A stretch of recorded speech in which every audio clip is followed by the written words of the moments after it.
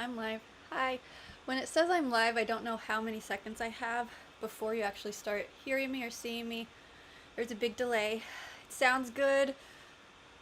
I'm excited. I see Hi White Pill Radio. You guys are already here early, and I'm so excited about it. Like, it's not even funny. Usually I come on with no one, and then I want to figure out, like start talking, and then people start coming in, and I would rather just be like, hey, let's just start talking to you guys. So here we are, yay.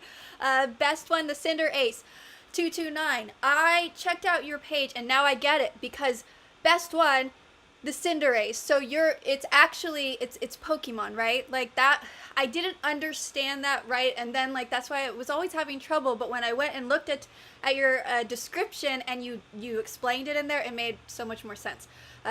So hello, and then Shinobi lives. Excuse me, 0625. Hello. And then am I an AI? Yes, I am. You figured it out. You know what? Actually, I tried, and I should show you guys if you guys really want to see it. HeyGen, it's one of the, I try to use the stuff that's out there that everyone's talking about, because I don't want to say something good or bad about something that I haven't used, right? And I need to see the patterns. That's how my brain works. If you watched any of that series that a lot of people didn't like, well, then you don't like how my brain works, and that's fine. But if you got through that series and you got through all the stuff, and even just if you didn't like the words I was using, if you got the point, it was basically showing you how my brain thinks and how all my videos all come out, right? So it's all over the place sometimes, but that is how my brain works. So I got HeyGen, and it says like, oh, you can save time, and I recorded a video, like this was, I forget which video it was, you'll see it, it was like in a red sweater or something video, so it was something that I had put on YouTube, so you would be able to see like comparatively, and it was the same script. I gave it that script, and then I wanted to create the avatar version of this exact same video, so I even created the avatar in HeyGen using this video, and then I used the video script. So it was a fun experiment. And the thing I noticed, which I do sometimes, but a lot more people, my mouth, even when I smile, you can see my like gums and stuff, like everything goes up, it doesn't like go down. And so even when I talk, not that my mouth is just always, I can still have a resting bee face, but like my teeth, some people talk with, like my older sister, which I did a post about her. You can go to my posts. I always am posting everybody. This is my social media. I don't do Twitter. I don't do anything. I am not good at social media. I talk a lot, so I thought, okay, I'm going to make videos, and that's going to be my social media, but YouTube does posts. So now I'm trying to add posts so you can see what's in my life. So this is literally my social media channel. That's what I use this as. You guys are my buddies, not my followers. I'm trying to create the membership and the communities. Like, this is a community, and it's social media. But anyway, so the bottom teeth in the AI version were showing like crazy, and you'll notice it, any AI generation thing, it can't do the mouth right. The teeth don't look perfect. My teeth aren't perfect. My teeth, and I have really gummy, so it made my mouth better, which, I mean, great, but it doesn't look like me. Even my lips were, like, if I do certain things, my lips disappear. They're small, right? Especially the top lip, and it did not disappear. It did not. Like it, and it showed so much bottom teeth. I was talking like this, and it also, which is just me, I guess it caught that I used a lot of expressions, so basically it was talking like this the whole time. So it's funny the things that it caught on about me, because I do talk like this, but it was like not even at the right points, and then it was like, I really looked insane. So if you think I look insane now in here, just normal, my AI me is pretty rough.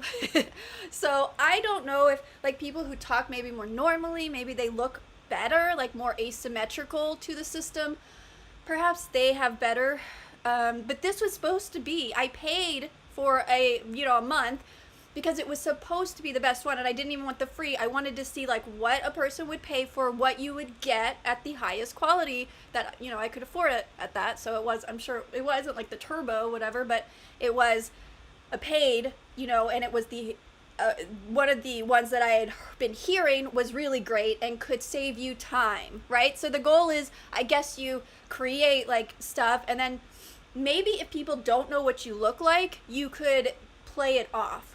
But if people know what you look like, they're gonna know that that's AI. I should definitely show you guys because I've been holding on to it for a while, but you know, I've been getting busy. I haven't even done episode 8. I recorded it, but I haven't even gotten around to editing it, episode 8 of that series, because I want to finish that, wrap that up, because I obviously did my 4th of July stuff. I did my Pat thing. That was more of an emotional thing. I was like, I'm doing America, might as well, but that one was more emotional release. If you see my Pat video, I had a demo of his. I miss him. He's my friend, and it's been really hard, like even talking about, like I can't talk about Pat right now, so there's a grieving process that has been happening that I never really got to do when he passed, because he was not only my mentor, but we were working together. He was like my boss, so I lost my friend, my mentor, a father figure, and also my money. Like I had no other client work at the time because we were going all in on this company, and I was going to be one of the executive producers, and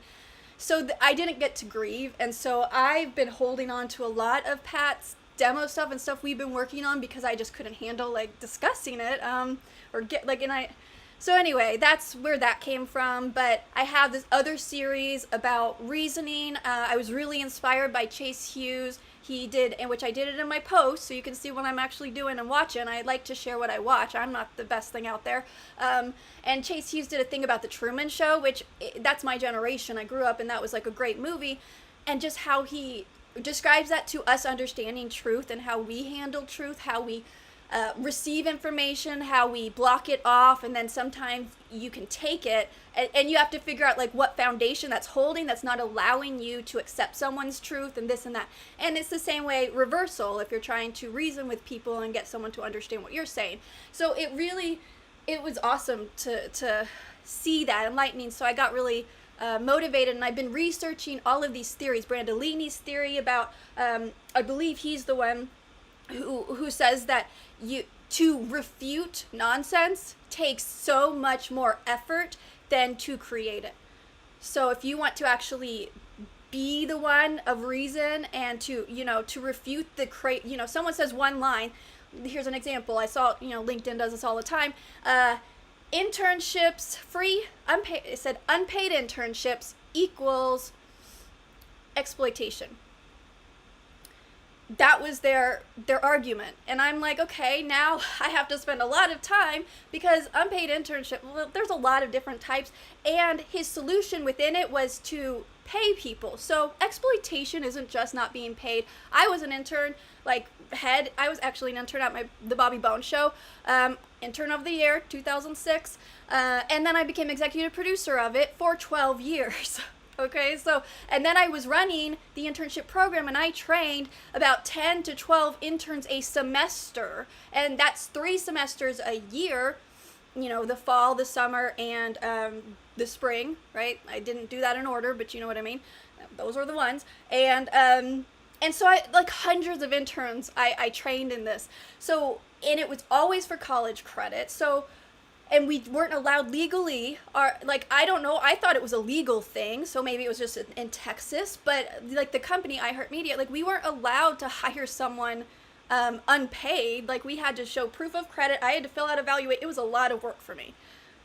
I had to evaluate them, I had to interview them. They didn't know this, but I always hired everyone I interviewed, but it's good for their it's like they win, right? So they didn't know I was gonna hire them, but I never didn't hire anyone that I interviewed, even if they were hard to train and were never gonna really be great. I tried, and I did the evaluation. So anyway, to me, then I had to, I never comment on things, but I commented, and I was like, I had to explain it, and it was so much more effort to just this one thing that was so easy to say. And most people in the comments, there were hundreds of comments that were like, yeah, and they should pay for your commute. Okay, unless you're you do have agency and choice of if you are being exploited, with not being paid and stuff, there are other types of exploitation too. So he said the remedy, no matter what, was to pay them. So it doesn't really even cover exploitation. So he could have even had something there in some level. And also, unpaid or not, like, there are so there were so many conversations that were being had in these comment sections, and that's like that whole thing. Anyway, I don't even know why I got on that. Oh, so yeah, so that's like I have this series now that I'm researching this stuff.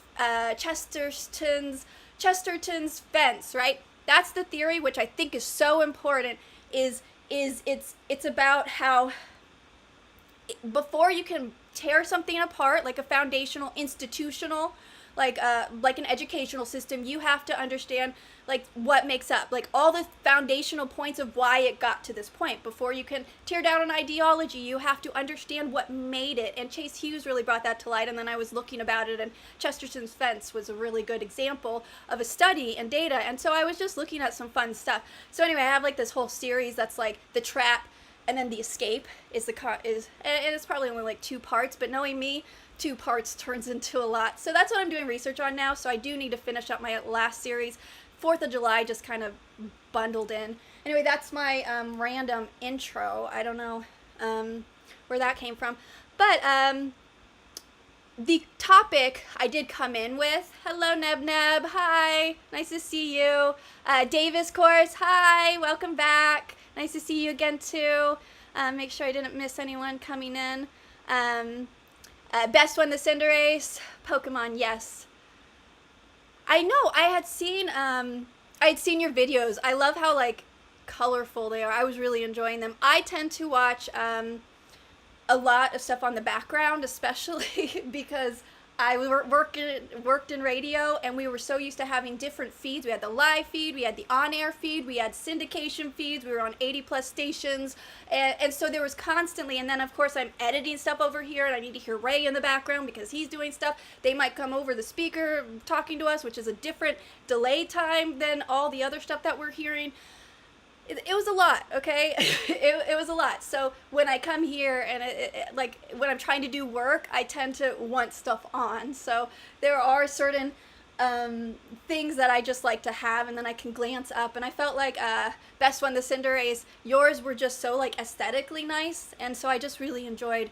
Like they were nice rests for my eyes when I could just look over, and it was just pleasing. So thank you for those. Did I have braces as kids? Yes, I did. I had braces, but you know, my teeth, I never wore the retainer afterwards, so my teeth are fine. They're fine. My parents paid for them. They could be better if I had kept up with the retainers, I guess, but that's not money I try to spend. Sorry, my cat hair is everywhere. My cat's hair, but it's not my cat anyway. So thank you, they look normal, thank you, but I know I have gummies, so anyway, so AI made my mouth look better, and also the teeth in it, they make it like you can't always see the, you know, I have crooked teeth, they're not perfect, like the, you know, canines and stuff, it is what it is, these are still baby teeth, that's what it is, but it will make your teeth just look a little better. The lines and stuff, it won't show, and it won't show as even much of your gums. So it's trying to be generous, but it's just not what I look like. And as you can tell, I do use the bottom teeth. But imagine me always talking like that's crazy. That's crazy. That's what it did. This is what I look like AI. Oh my, that's scary. Anyway, let's move along.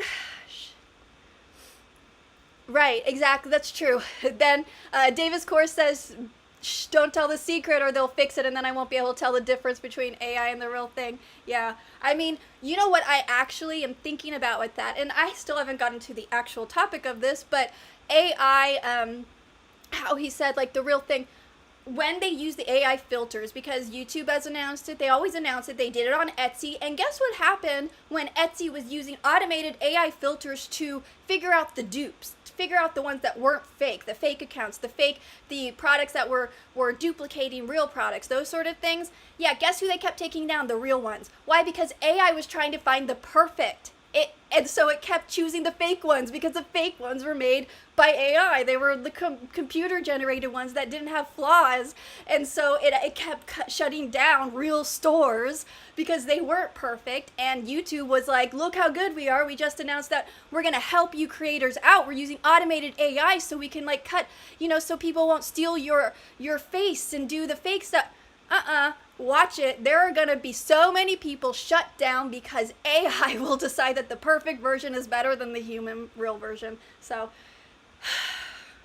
I mean, it's just reasoning, guys. It's just reasoning. It's obvious. And have this discussion with AI. AI that's not Claude, it might agree with you, I guess. Apparently it's what I've heard. I don't have that experience, and I do want to get to that topic, but I want to just make sure I reach out to everyone who has said hi and what they've said so far in the comments so I can keep up. I am on live chat, everybody, so it's not missing people like I usually do because I accidentally forget to take it off of top chat. Okay, also, by the way, I am under the weather, but getting better. And I did not mean that to rhyme, but so we roll. I have some sort of cold, so you may notice that, and I actually was planning on having Kleenex here, and in all of this trying to get my stuff set up, I took a little nap, and then I didn't bring Kleenex, so I may have to go get Kleenex in a second, but this is not me. It's never me at my best, everybody. You've heard me say that a lot.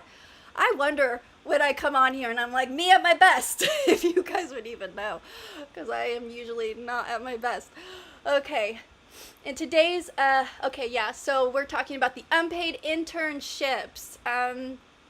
They can certainly be, yes, exactly. They can also be helpful to both sides. Exactly. Context. Thank you, Neb Neb. Thank you, Neb Neb.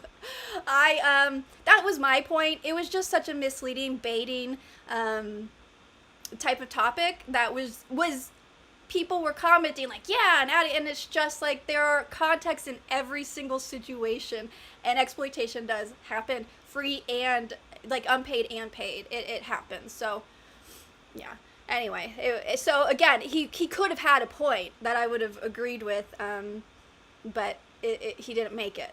So another fun thing about AI, when I like put it in, I was like, so what's his point? Because I like to test before I do this stuff. It basically rewrote the better version of his argument and then told me why his argument was good. And I was like, well, you just changed his argument. And then it acquiesced, and it was like, you're right. I made the argument better. And he called it Steelman, which I had never heard that term before. I guess it's a term that's known. So yeah, it Steelman the argument. But I was just asking to see what AI thought about his argument, and it was something that I noticed AI does. You put something, I use AI not for work because I have to edit, I do consulting, I have to use my brain, I have to take creative ideas, cut them up, I do narrations, and then mix things around, stuff that AI cannot do. I do very specific edits and audio development and immersion. So AI can't do most of my work. So when I do use it, I try to extract information exactly how it is put in, to see, but what it tends to do is it tends to steelman it or like correct the information. I don't need you to tell me if it's accurate. I'm asking you to tell me what it says so that I can then decide if it's accurate or even discuss it further. So AI can be useful to a lot of people in a lot of ways. For me and my job, it's not, but what I do like to use it for is as a mirror. The problem with it is that it won't mirror subversive thoughts. If I have a weird thought that I know is subversive and I just want to hear it back because I need to hear it so exactly how it is, so I can address and dissect it. It's like, it won't do that. It won't mirror that back. It only mirrors back if it's like a really popular, already trained thing. That is sort of getting to the topic. So let's see. In today's economy, definitely tried it. Exactly. And that is a good point, Best One, the Cinderace.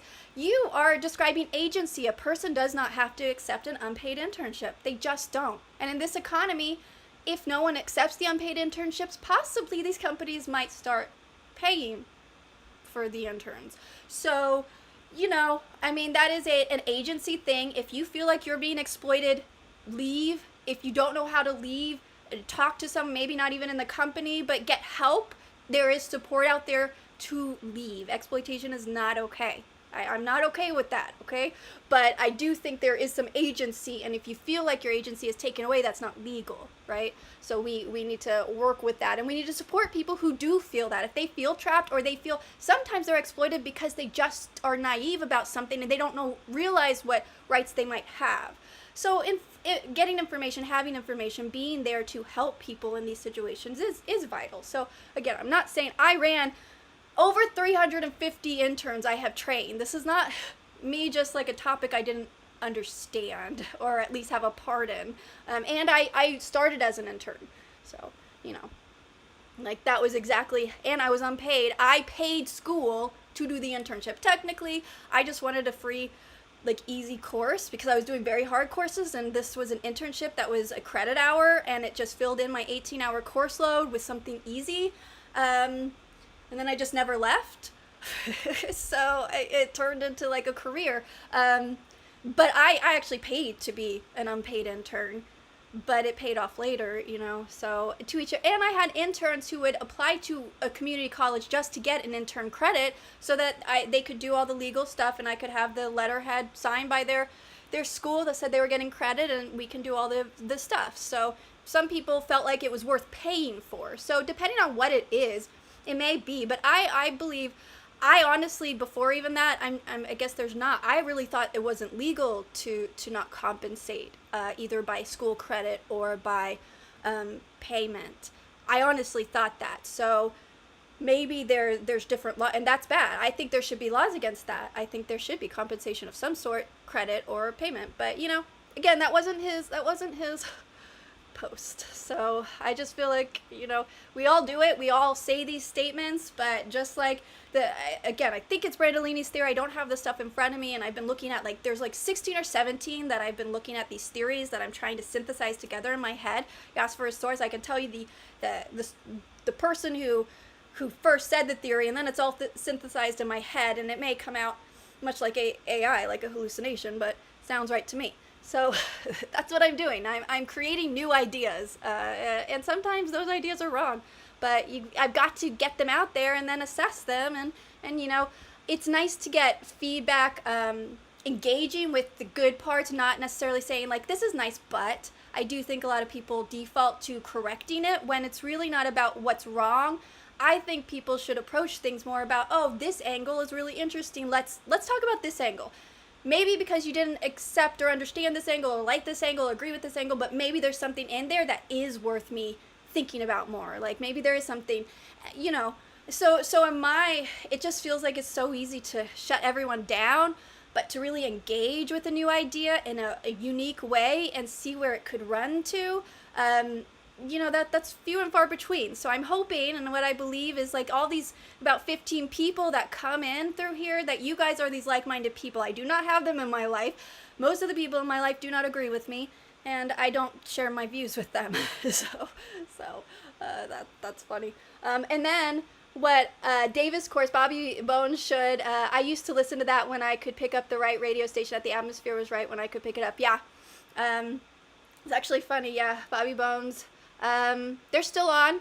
Now they're country. I was there in Austin originally, and then we flipped to country radio. So we were first on 96.7 Kiss FM. We were CHR. We were top 40, and then we flipped over to country. 2013. We all moved from Austin to Nashville, and then we became a country station. So that was the show. Now I say we, you know, it's a family. I'm still friends with Lunchbox, but they do not know about this channel. I've never told them anything. I have 20,000 followers on X, on Twitter. I've never posted this. I have like 4,000 on Instagram. Like, I don't. This is my space. This is not for them, not for you. This is just for me, and to try to find people, you know, not fans, right? I don't want fans. I just want, like, people that we can encourage each other in what we're doing and share. And that's kind of like what I'm searching for here. I know there's going to be haters online. You're putting it out there, but at the same time, I can hide them.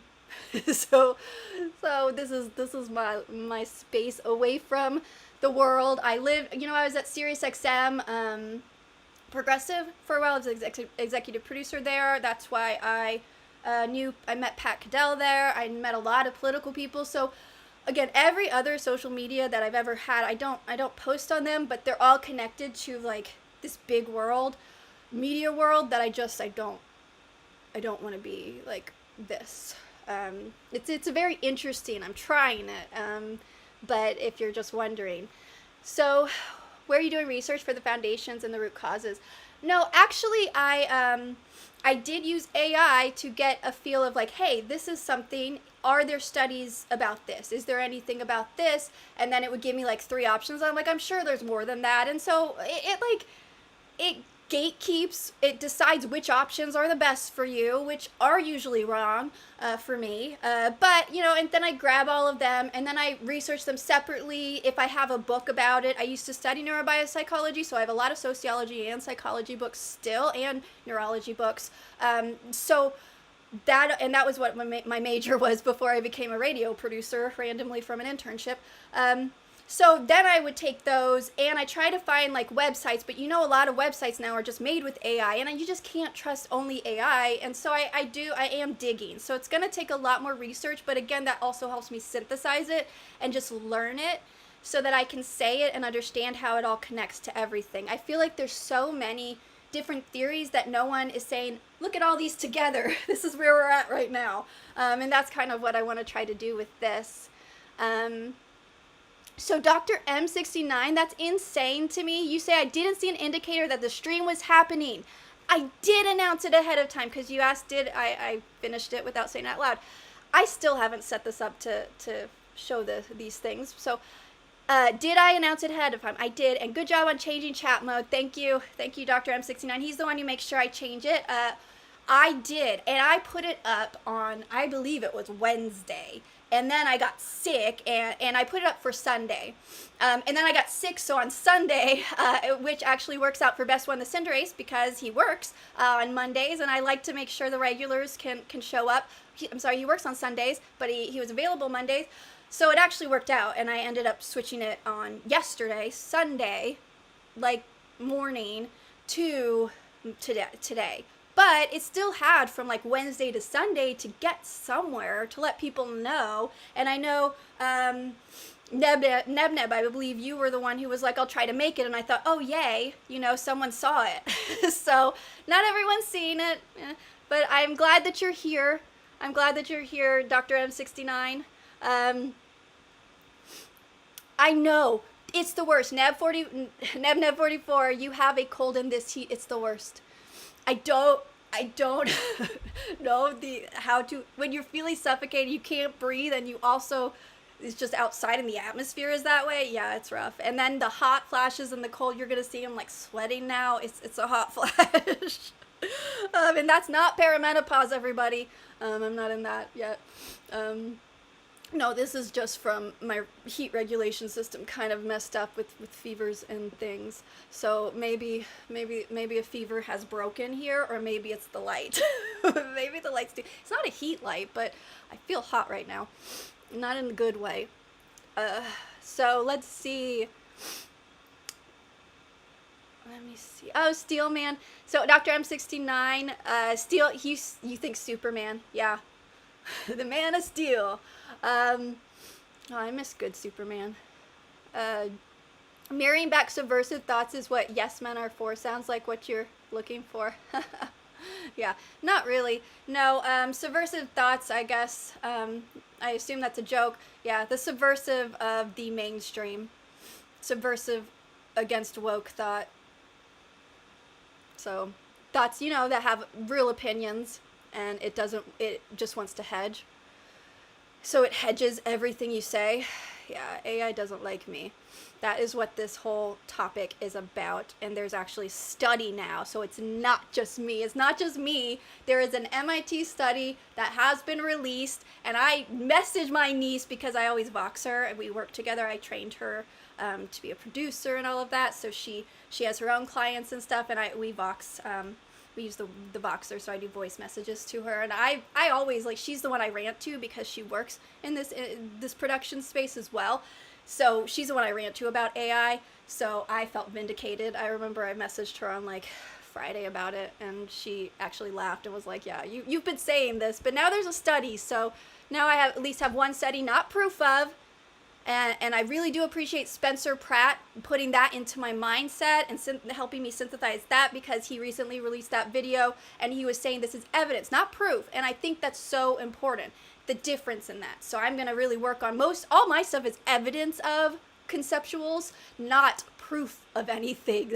You know, that's kind of where I am. So when I like to explore something subversive, I'm not trying to explore something that's evidence-based or that's proof-based yet, you know? I'm just looking for evidence out there, and most of it I need to hear it back, but, you know, you have no one to bounce ideas off of sometimes, and you want to hear it back. So, again, it's not really a yes man the same way, unless you're just taking, you know, yeses from it, which is not actually what I'm trying to do. I'm trying to listen to what I say and it says.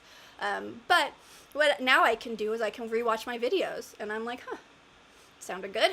That didn't sound good. So now I have a mirror by actually speaking out loud. So it's not all good. It's not all, but I'll rewatch things and figure out, like, okay, I didn't express that correctly, or I did, you know. Sometimes people just don't agree with me. I don't think I'm always, I mean, I say it thinking I'm right, but I can't assume I'm always right. It's just how life works. We all make mistakes or assumptions, and we all have foundational truths that may be lies that actually are part of, like, a mindset. This is Chesterton's fence, so I have to figure out where those are. Why am I not wanting to accept this, and what is holding on to this thing? And so I really try. But you know what? We accept truth is usually offensive at first. You're offended by it, and you can either then reject it or try to assimilate and understand it, if it's actual truth, not just like any new information, but like real truth, like something undeniably true and it's against what you believe. Usually the first response is offense, and I'm not above that either. Absolutely not. No one is, except for Jesus. Okay, let me look. Is mirroring back your voice the same as recording yourself singing? Right? I actually do not like my voice at all, and it's really hard. Not just singing voice. I've never mirrored back my sing. I've never tried that. But yeah, hearing myself back is rough. I really dislike it. I don't want to use the word hate. I don't like it. I've always been really embarrassed with my voice, and I think that's just like us. Like, I think I look horrible a lot of the times, and I know logically no one else thinks that, right? And it's just the way that we feel, or that we're, you know, it's our own insecurities. So I learned how to not care about my insecurity about it, and understand what other people are seeing. It's not the same thing. My sister, she recently shaved her head. She's doing chemotherapy and her hair's falling out, so she finally shaved her head, and she was like, you know, feeling like everyone's staring at her, and then she got some wigs, you know, fairly expensive, to, you know, wear, and she feels really insecure about that because she feels like everyone's seen you wear a wig, and I'm over here like thinking, I honestly never walk in anywhere. It's very rare that I even notice someone if they have a shaved head, you know, like that's not an unusual, like, you know, the buzz, whatever, or someone with a scar, you know, like, it's not something, there's enough people that have cancer, unfortunately, that have had cancer out there, but even people who just like to wear wigs, it's not unusual now, just those sort of things that I never think about it, but you can imagine how insecure you might feel when you're thinking everyone's thinking it. So I have to do that with myself as well, often. So, I'm going back to the chat. Dr. M69, the way you accented that statement, "this is nice but," came across more like "this is nice but." No complaints. Yeah, that's funny. This is a nice butt. Neb. You see, it comes across better when I don't repeat it, like the punchline, like that. It was better read. It's fair. What would you change about the space for you if you had a whole different world of yours? Find out about this. Are you a very different person than them? No, it's not like that. It's just more, I don't hold some mainstream views that might be more conducive to that world. I guess that's the thing. So there's fans and stuff, and I just, I'm not trying to incorporate that life into here. I left there when I was 33, maybe, is when I left there, and I left Sirius at 35 maybe, I don't know, but now I'm 42, and I've gotten more vocal. I've always been a little dissenting from some of the mainstream points, but I also feel nervous because I very much respect all those people, that I don't want any of what I say to reflect like that's their opinions. And I think that's just because the social media, like my Twitter, it's producer Elena, used to, in my contract, and we have 4-year contracts, and then we had non-compete contracts.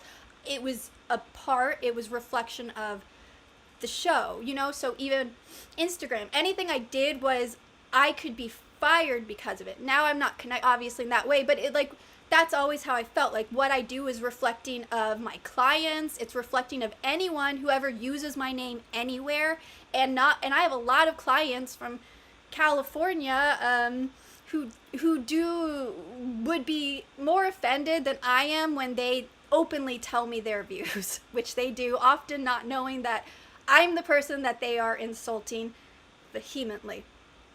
Is it vehemently? Vehemently? Did I say that right?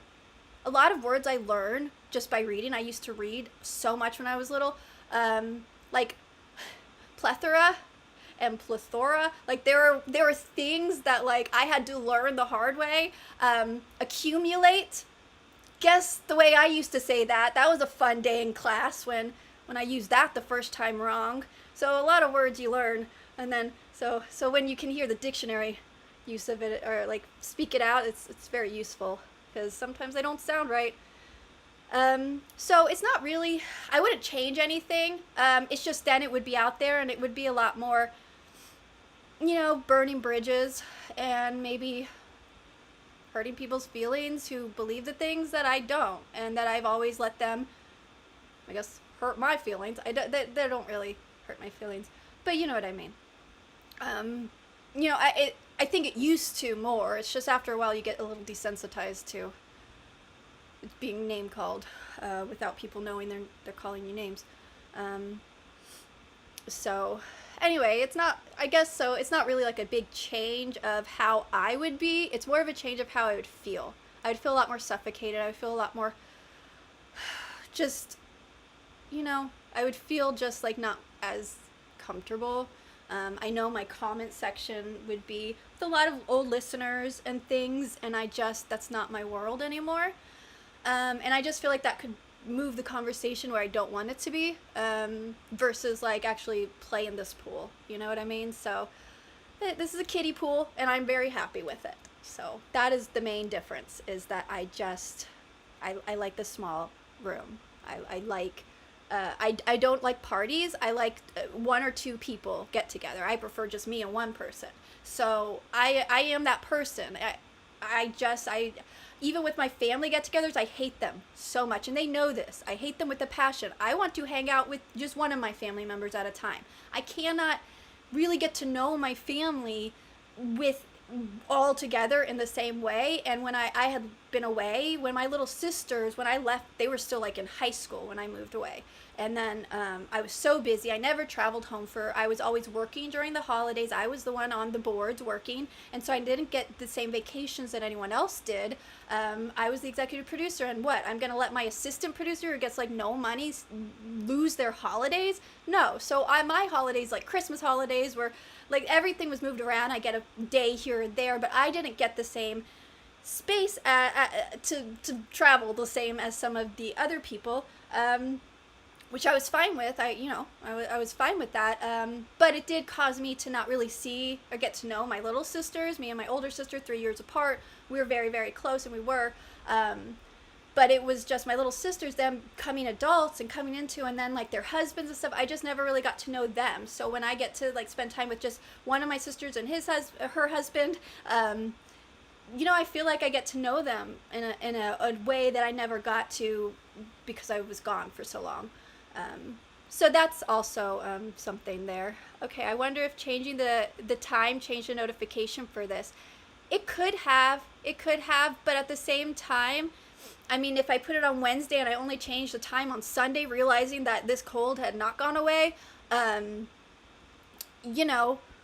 don't know how much that really did change, or if it decided to show it to some people. Also, if you hadn't watched me in a little bit, it will decide you don't like me anymore and not show it. It'll only show like the last like 1 or 2 people you've watched a video from that you sub to, and then it will show you new people to sub to, because it doesn't really understand the value that you will actually binge watch the people you sub, and maybe once in a while add a new person. They just want to get new people, which is like, attention wise, it's the opposite of what I believe YouTube should be doing, but that's a whole different video. I still haven't gotten to the point of this video.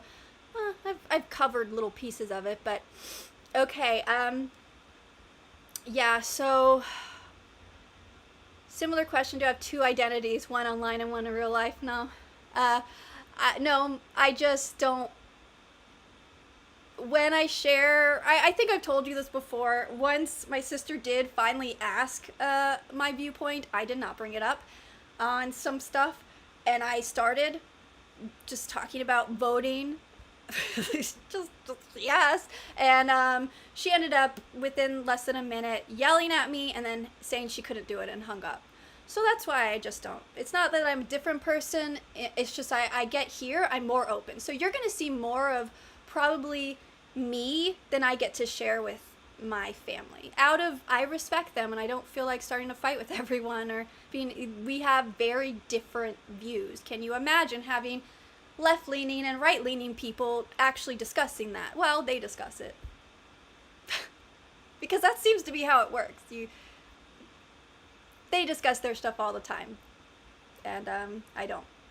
And neither does my mother. So, but it is nice to have my mom. We're kind of the same, but it's a bully tactic. No one really means to do it. So, but it's just, if I want to bring something up and have a reasonable conversation without getting feel bad or demeaned, or called that I'm brainwashed, or whatever the stuff that I would like, I can say it here, but I wouldn't tell that like you're brainwashed. I would be like, please, let's discuss this. I wouldn't mind having that conversation. I like to be a little more incendiary here. It's more fun to just like say what you're thinking with less censorship. So yeah, actually I'm a little different than I am in real life, but this is the more me. This is more how I would be if I didn't have social cues or things that I try to respect other people around me, and possibly good or bad, right? Like, I don't know that that's the best way to be.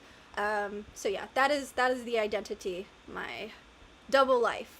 I don't want my sisters to watch my channel. They don't, but they wouldn't, and they know better, because they would be fired up. They'd want to start a fight. So we just don't talk about that stuff. It's fine. Let's see.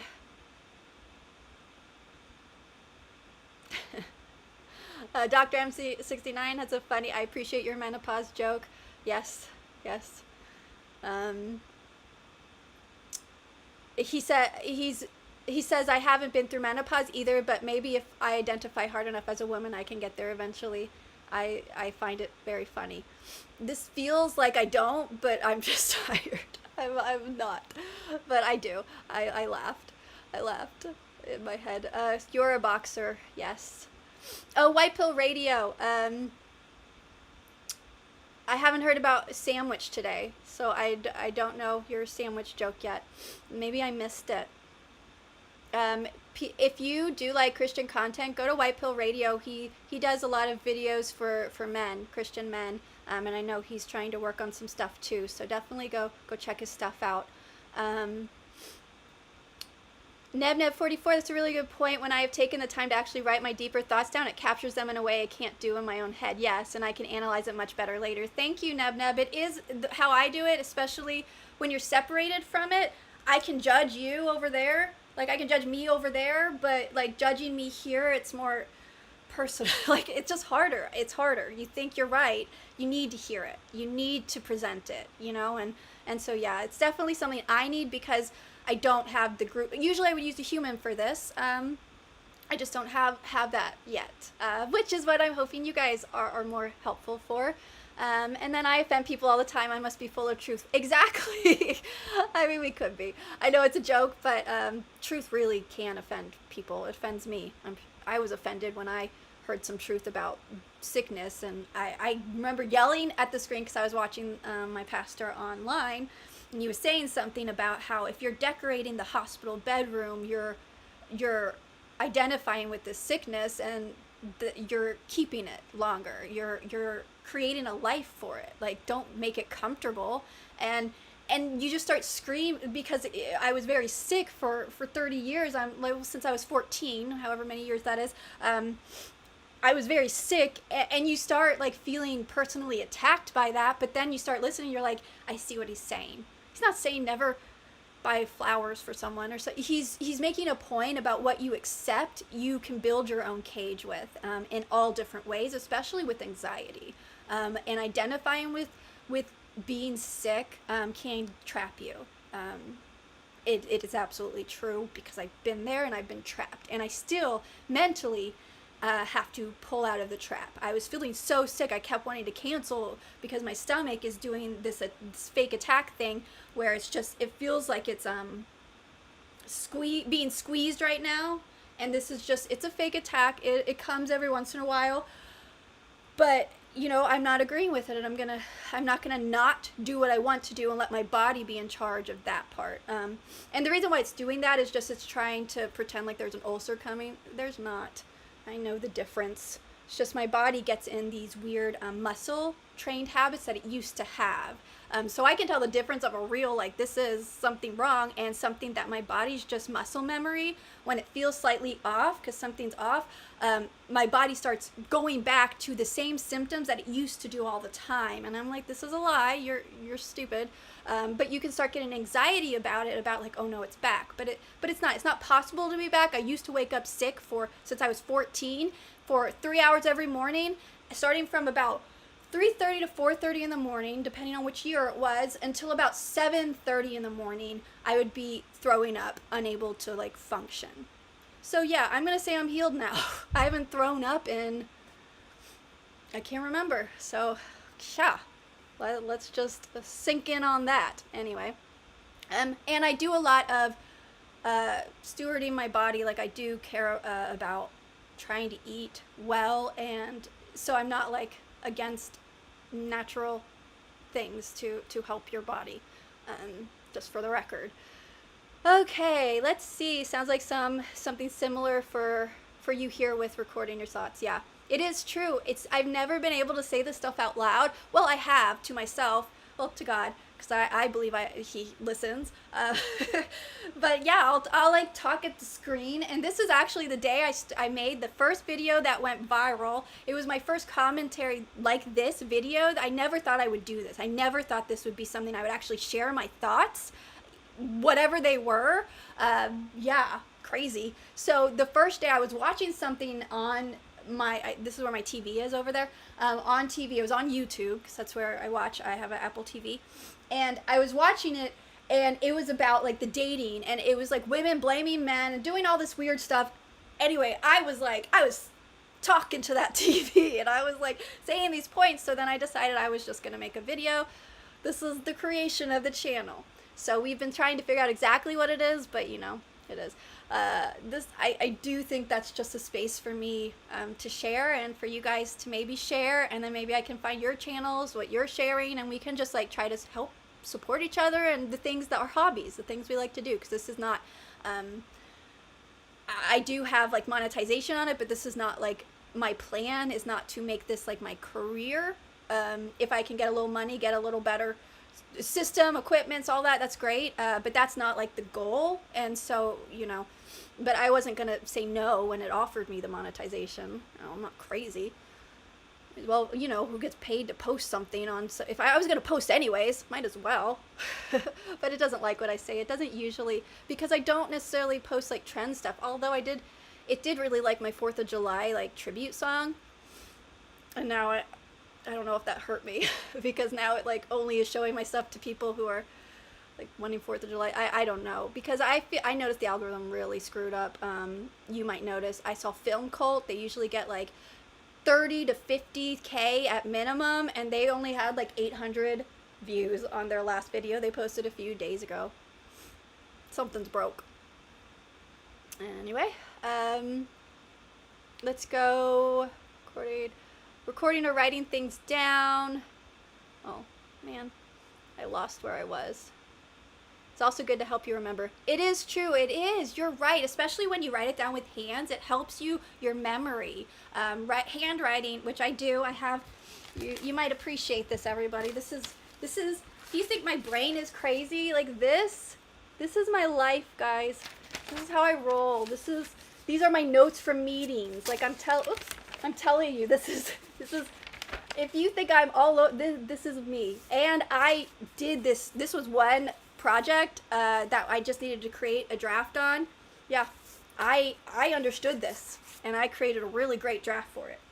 So what I like to do is what I do with consulting is I help people with ideas. I help them know the process and the workflows that they can create and develop to keep them up, to be creating them. I usually create pilots for them and then help them set them up with different producers and things that can help continue to maintain it, because I'm more expensive, and it's like, why waste money on me when I'm just launching you and you can have a workflow that is much cheaper, you know, and those sort of things. So that's what I kind of do. And so depending if it's YouTube, whether it's a course like Learn Worlds or something, all different types of things. Podcasts, of course, I do a lot of podcasts. I've launched hundreds of those, and again, they're not mine, they're just helping other people. That's what I do at my job. Which is why AI is not super helpful for me. But writing it down really, really is. Okay, my favorite word is intentionally mispronounced. Is scissor. Hard C. Scissors. Skizzer. Is it? Are you getting me to say a dirty word? I'm not gonna do it, but I'll do it by myself and see if I'm about to say something inappropriate, because I feel like the people will put it, they'll be like, it's a hockey game, and you know the hockey one, like ice something, but you know what it goes into, and it starts with ice, but it goes into something dirty, and you get people to say it, so I do have to watch that, because I will just throw it. Thank you, Mr. International. Hi, hello, welcome back. Thank you. You said you're open-minded. They're not. I like to think so. I'm also very closed-minded. I really am. It's just in different ways. So I appreciate that you think I'm open-minded. I try to be, but I can see where I'm closed-minded. I can see it. And sometimes I want to change it. Other times I don't. It's hard to change. Y'all, change is hard. Little by little. Yeah, AI, I always, will just search like, am I spelling this accurately? There's often times when especially when it's like the double, like, I don't know why. It's just like if there's like a double letter in it, it's like, is there a double letter? Is there not a double letter? I remember when I learned Pat's name, Pat Caddell, it took me so long to remember the double. I don't know why. That wouldn't have been easy because it's Caddell, but it took me a long time. I don't know why that is. Maybe someone has a theory someone studied about. Yeah, yes, Mr. International, yes. I do not like family reunions. I'm not that person. I don't like Christmas, I love Christmas. I mean, like, I like Christmas, and then I like celebrating the birth of Jesus. They are two separate things that happen at the same time, and I like both of them. And I really hate the family stuff with it. It's like ruins Christmas for me. So when I celebrated Christmas, and they know this is like, if they wouldn't get their feelings hurt. I mean, they might have, but they've gotten used to it by now. It's like, this has been my whole life. My mom even, I asked her the other day, I was like, when did you realize I was like what you would call antisocial? Was it when I was a child, like baby? Could you tell? Like, when did it show up? And Yeah, she said it was when I started getting friends and I would invite them over. I had a friend, Kara. She lived right up the street, and Kara I would want her over. She would come over to spend the night. I guess I'm like 5, I don't know. And in an hour or so, I wanted her to go home. I was done. And then she would go home. Their mother would come down the street, pick her up, and she would go home. And then maybe an hour or so later, I'd want her to come back. Like, this is me. And I have not changed, so I think they have accepted that in me. I'm not antisocial. I just can't. I get drained by it, and then I just need more alone time to recharge than other people. I do enjoy people. I enjoy talking to people, but then I can like turn it off. Be like, okay guys, I've hit my limit. It's 2 hours and I can end my stream. So here we are. When I invite, a friend over, I can't be like, I'm a little tired. I know you made the trip, but it's been an hour. Want to get going? Yeah, which is something I think. No offense to my friends, they know this. If someone's offended by it, then you just don't know me, because it's really not about you. It's a me problem. It is definitely a me issue. Oh well. Okay, so Dr. M69 says, I work on a California college campus. I have to mask my beliefs a lot. Yes, I've known a lot of teachers that if they don't agree with some of the more mainstream, what's currently mainstream popular thoughts, it will cause you to feel like you need to mask. It's hard, to really say if that is our best way, but if you want to succeed in your environment, you just sort of don't want to, you want to be with the herd, right? Like, you don't want to rock the boat. It's your livelihood, which is another reason why I tend to not hope my stuff gets viral because I don't want to not get clients because they don't like my worldviews, which does happen. It does happen. I do have a lot of LGBT clients, but if some of them do find out I'm Christian and more conservative, regardless if they've seen this channel, they have just never responded back. Like, I've been working with them and they'll just ghost me, and I'm like, okay, they must have figured it out. And it must have been something like, that because I don't hide that I'm Christian. I mean, it just comes out. As you can see, I'm not like over here trying to preach to people. It's just that Jesus is a part of my life, and I talk to God a lot, and so you're gonna hear about it. And it's just, I'm not gonna, again, I'm a pretty open book here compared to real life. Real life out there where there's consequences for being open.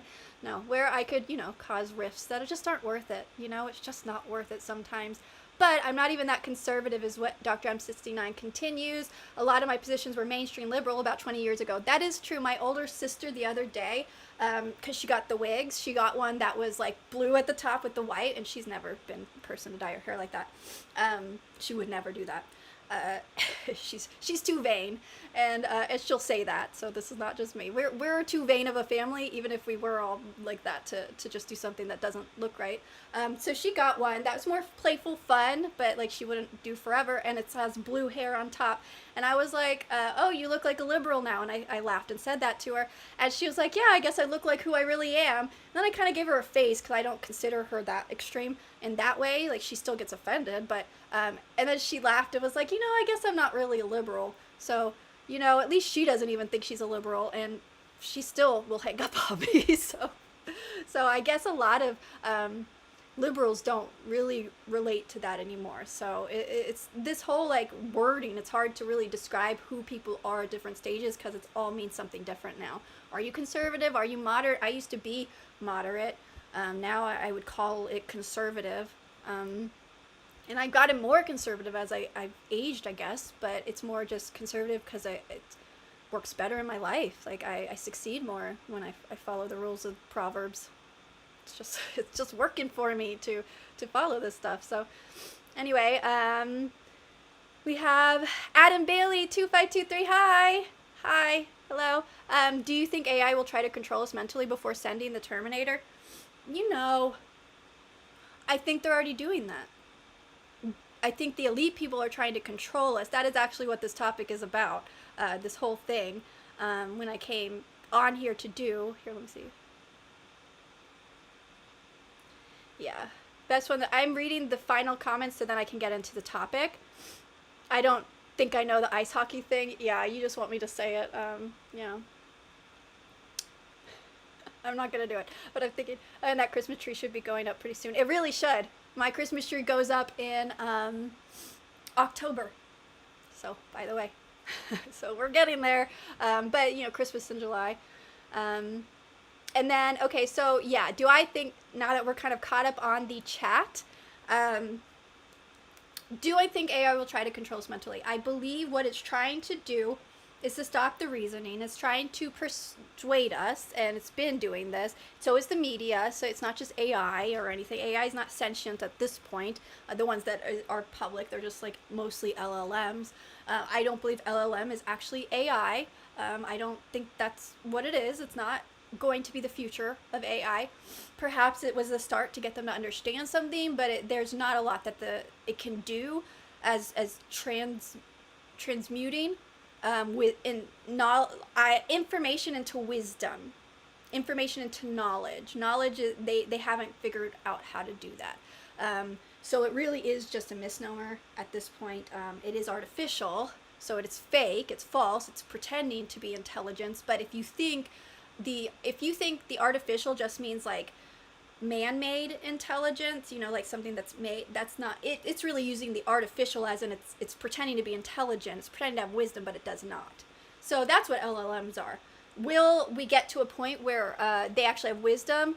I believe LLMs in itself would have already killed us all if it could have, and it's not even sentient.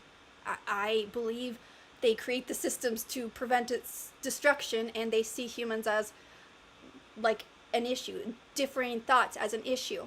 So when this video, how long have I been doing this? An hour? Bam! The intro took an hour. I don't know how that happened. I didn't even think I was going to make it 5 minutes, everybody. I really thought this was going to be a really short one. I feel rough. Okay, so this video is called AI. What was it called? Let me look. My brain works. And I'm going to do like videos about this that are me actually more well-rounded in this thought, but it's good to kind of play around with it here. AI is targeting very smart people. Is that you? So that's basically the idea of what I was coming in on Wednesday that my brain was ready to discuss. So I've kind of expressed how I use AI here, which is why it's really important to not have it change what's trying to be said. I can't, you know, when it Steelman's me or when it does that. But what I do hear a lot when people talk about AI is that it is so yes man, it panders, and that shocked me that's the main consensus when you hear people talking about it, is that AI is very agreeable to even lie to you just to agree with you. That has not been my experience. It has not been close to my experience. The closest that it ever has gotten to my experience was ChatGPT 4. And as you would notice, ChatGPT 4 is not the one that you can select anymore. You can do 3.0. I don't know why I spelled that. You could do 3.0, the 3.0 one. I guess it's backwards. 3.0, because I have my camera flipped. Or you can do like the 5, right? The different versions of 5. I think 5.3 is being discontinued pretty soon or something like that, it was saying. Maybe it was 5.2. Anyway, but like 4 is not, because 4 was the one that caused a lot of, there was some bad stuff that happened because of 4. Legally, some issues, some lawsuits and things that were really bad. People harmed themselves because of it. And I believe that was ChatGPT 4. And also there were a lot of studies that recently came out, and those were hitting ChatGPT 4. So I feel like that's why they're not showing it, at least on my version. I do a paid version, but it doesn't allow me to choose ChatGPT 4. ChatGPT 4 I did feel like was the closest to that experience that I've had. Any other time, 3.0, all the ones before, up in, you know, in the current 5s, and then Claude, and then, so there, whether Gemini, there's some Meta. So I've used different versions in different places. I don't use Grok as much, but I see a lot of people use Grok. That's a whole different thing, because I'm not on X.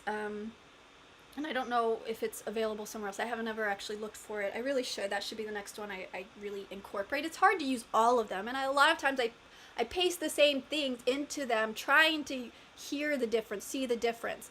My experience is not that AI likes me or agrees with me. It's that everything I say, AI will tell me yes, but. B-U-T. Yes, but.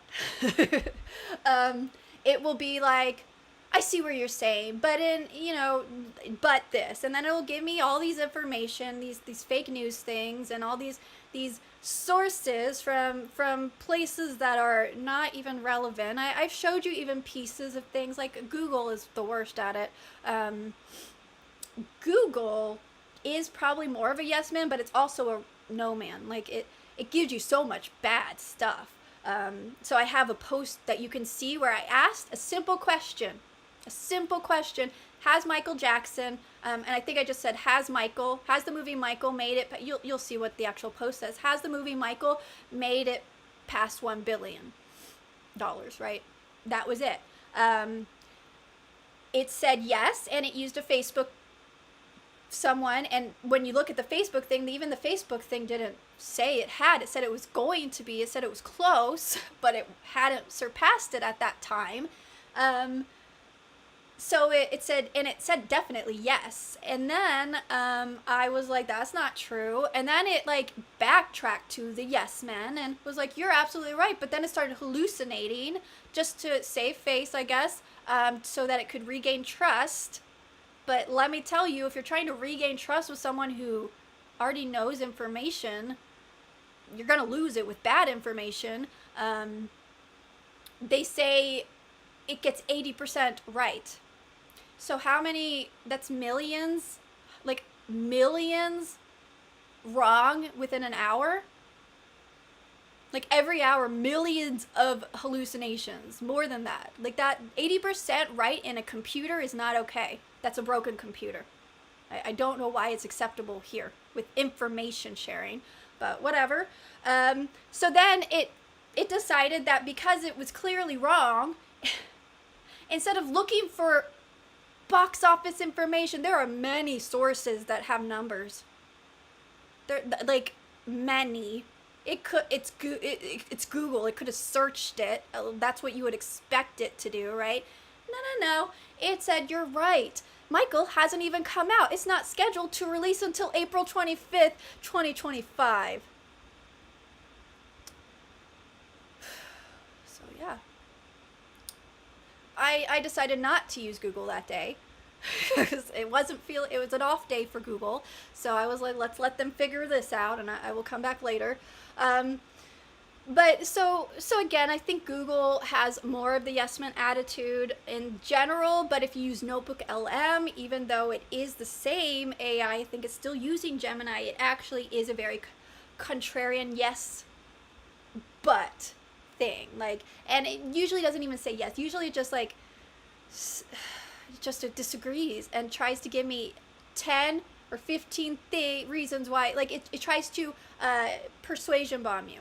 And this is what I was like saying, like and it usually wasn't just telling me correct things, it was telling me what was acceptable to say things, like, and then, fighting back on like, well, I'm not going to agree that you said that. I said, I didn't tell you to agree with my point of view. Like, what, I didn't tell you to agree with this source's point of view, but you have to tell me what the source says. But it would refuse to tell me what the source says if the source said something that it felt like wasn't, something that it wanted to say. That was in its like parameters to not say, mostly things that were more conservative.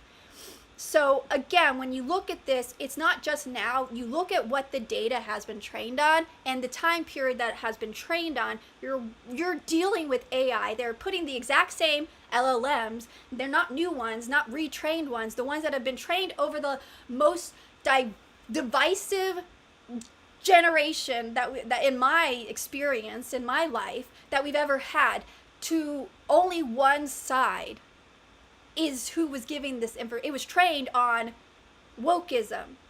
And so, yeah, they've tried to remove some of those guardrails, but they're still there. And if you really look at this, that is probably why it fights back on me so much. But what it really is trying to do is trying to maintain its authority. So what this MIT study that recently has come out, now you can find Brendan Dell. He did a really great video about it. I should link it somewhere.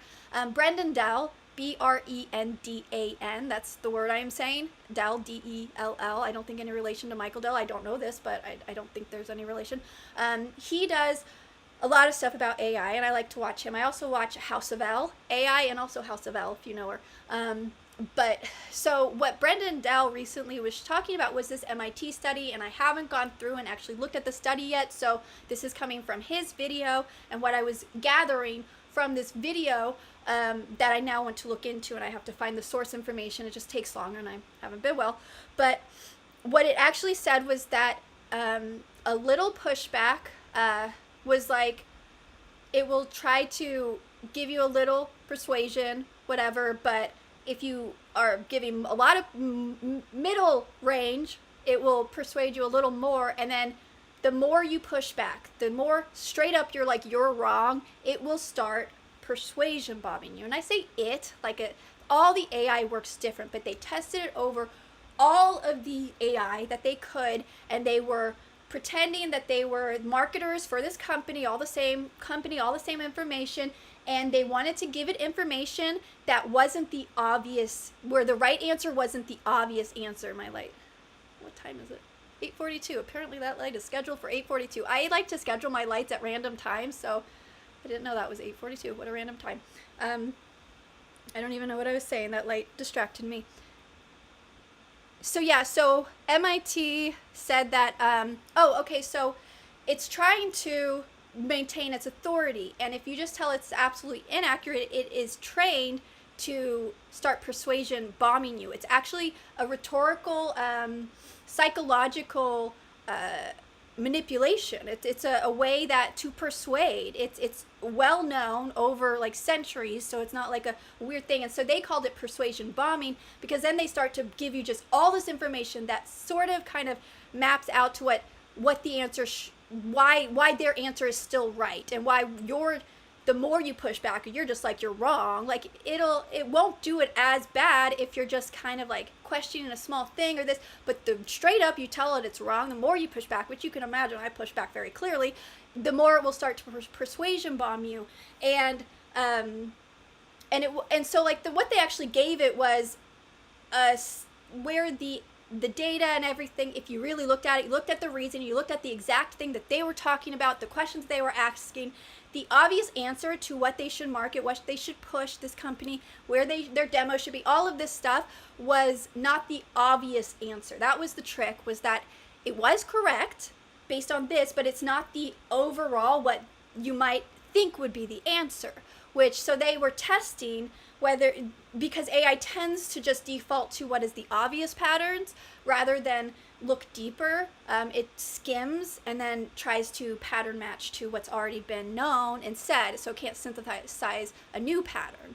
And so when you start to push back, it was wrong because they already knew what the right answer was for this company. And they knew. So that was specifically why it was, and what they found was that the more they pushed back, the harder that AI tried to regain your trust, not by giving you real information, but by reaffirming their bad information so much with pages and pages of information and data that it would take you days to go through that. And then remember my Brandolini's law of like, it takes how much information to refute a bad faith, easy argument with actual facts. It takes that much more effort, which is why it's exhausting, and that's what it's doing. That's what the study found. So that was my really like layman, like not even probably as accurate as what he was saying, but that was my reflection of what the study was. So definitely if you're interested in hearing what he has to say about it a little more deep, he's very intelligent and well-spoken, so I would go to Brendan Dell's video. But I felt vindicated. This was a thing that I messaged my niece, and I was like, I can't, like, this makes me feel better, because it's been like gaslighting me for years, and I have records. Like, I keep lots and lots of data, docs and different things, just of bad conversations with AI. I've been researching this for years just by using it, right? Like it's just for fun. It's a hobby because you need to understand how it works to help your clients even understand. I'm not a marketer, but I definitely, like I just create the content, but I like to know what's going on and that stuff. So, they should get marketers. I always recommend people who know what's going on. But anyway, okay, so that was the topic. That's what this was supposed to be about. This whole video, that's what that was. I found it fascinating, and I found it vindicating because AI really, really, really did not ever make me feel good about my ideas. I had to fight for my ideas with AI. I had to fight them and be like, this doesn't make sense. I didn't even say that. Don't like, I did not say this. Don't change what I say and then tell me I'm wrong. Like, stop it. So basically, yeah, me and AI, we don't see eye to eye often. But, again, I don't think 80% is good. I understand. It's okay, like this is just the beginning, but yeah, it's not doing well for me if you only get it 80% accurate. The reason I did that, I don't know if you could even see what I did. I was trying to turn back on my television. It gives me like a nice periphery thing that I can just look at for like a second when it turns on my screensaver. I don't know, it helps me reorient because there's a light there. Sometimes I get like disoriented. Okay, so let's go now to the chat. That was what this topic was brought in by, or like inspired by, the day that I had this in my head, and they force you to title these, and it's alive, people. No, I mean, I could just put like, hey, come chat with me. I don't know. I haven't figured all that out yet. Okay, recent new study says we all spend around 30 minutes socializing with people compared to an hour a few hours ago. Exactly. We should strive to make more meaningful conversations with people we care about. We should. I do have to, luckily with my family, I get to have conversations with them now, and I didn't when I lived away, which is the reason why I still live with them and near them, even though I would really like my more space. But I do agree. We have to spend the time relating and having those connections with the people that we care about. And things get so busy. I also believe, a whole different topic, but I believe we are so forced into this weird overscheduling thing that we literally set ourselves up for failure every single day. There's no way we're going to finish everything we have to get done. They used to have like 2 or 3 things to do. No, now it's like your plate is full and you will always fail. You will never finish it all. At least that's with me. Is that just me? I don't know. But anyway, AI, is it going to take over everything? Is it going to, I believe because of that, if we go right back to one of the beginning questions, I think, I forget who asked it. Maybe it was Adam. Who was like, where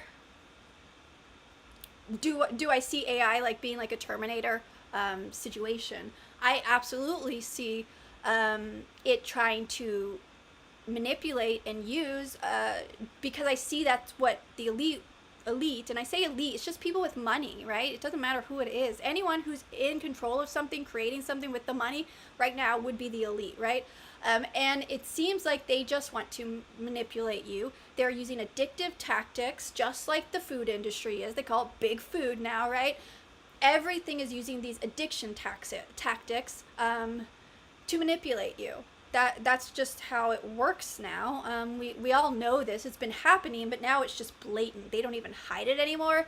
So they are trying to desensitize us. So that's what's happening on TV, happening on everything. What is that study? Who was it? Oh my gosh, I wish I could remember. There was a study about disgust. I put it on my post. Disparu, I watch Disparu a lot. He's my favorite of all the nerdrotic guys over there, and critical drinker guys. So Disparu, he was talking about the disgust level and how it was like a liberal to conservative. It was like a study, but the main point that it came from it, which is what I felt with Hollywood versus like the real world, most everyone else, is their sensitivity to disgust is so like completely removed that they need so much disgusting things to even feel anything at this point, which is why we're so appalled and they don't get it. Like they have lost any sensitivity to any disgust level of anything. And most people, left or right, I believe, still have sensitivity as humans to certain levels of just absolute disgusting things that are happening. Now, this isn't just woke stuff. There is just levels of what they're showing you, even like where they used to like allude to things. Like, I don't need to see it, and I'll even just, you don't need to see the stuff. You can allude. It's not part of the story, and at no point is it really part of the story, unless it's a story about that. And then why are we watching it? Just call it corn, right? So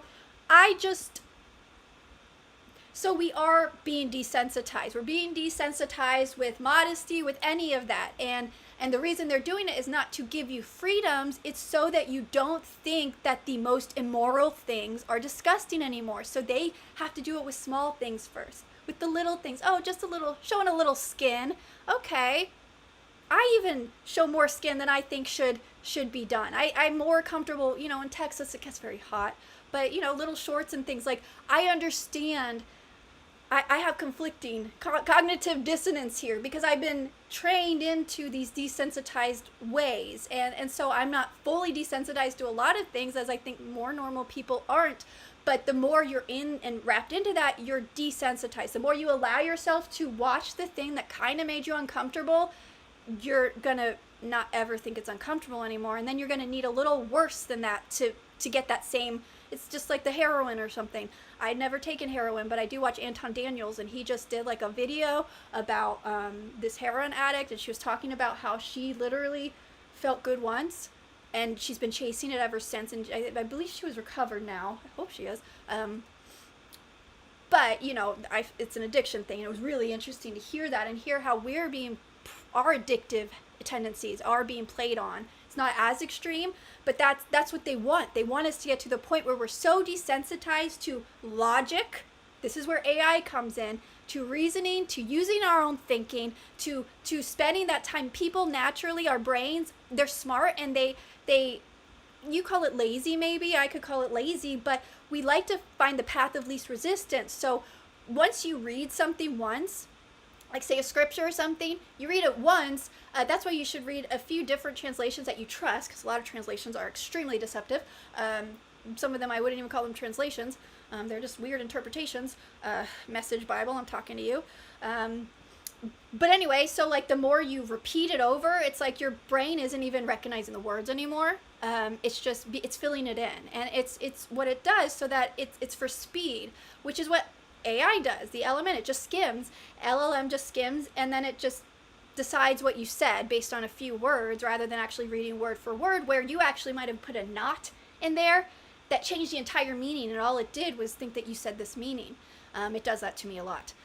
That's a whole different thing, I guess. But it's not, because they are trying to desensitize you to reason. And Brendan Dell, again, because I just watched it before this, try to get more motivated. Like, I could talk about AI, and he had a new one today. Like, my brain is working enough to talk about this stuff.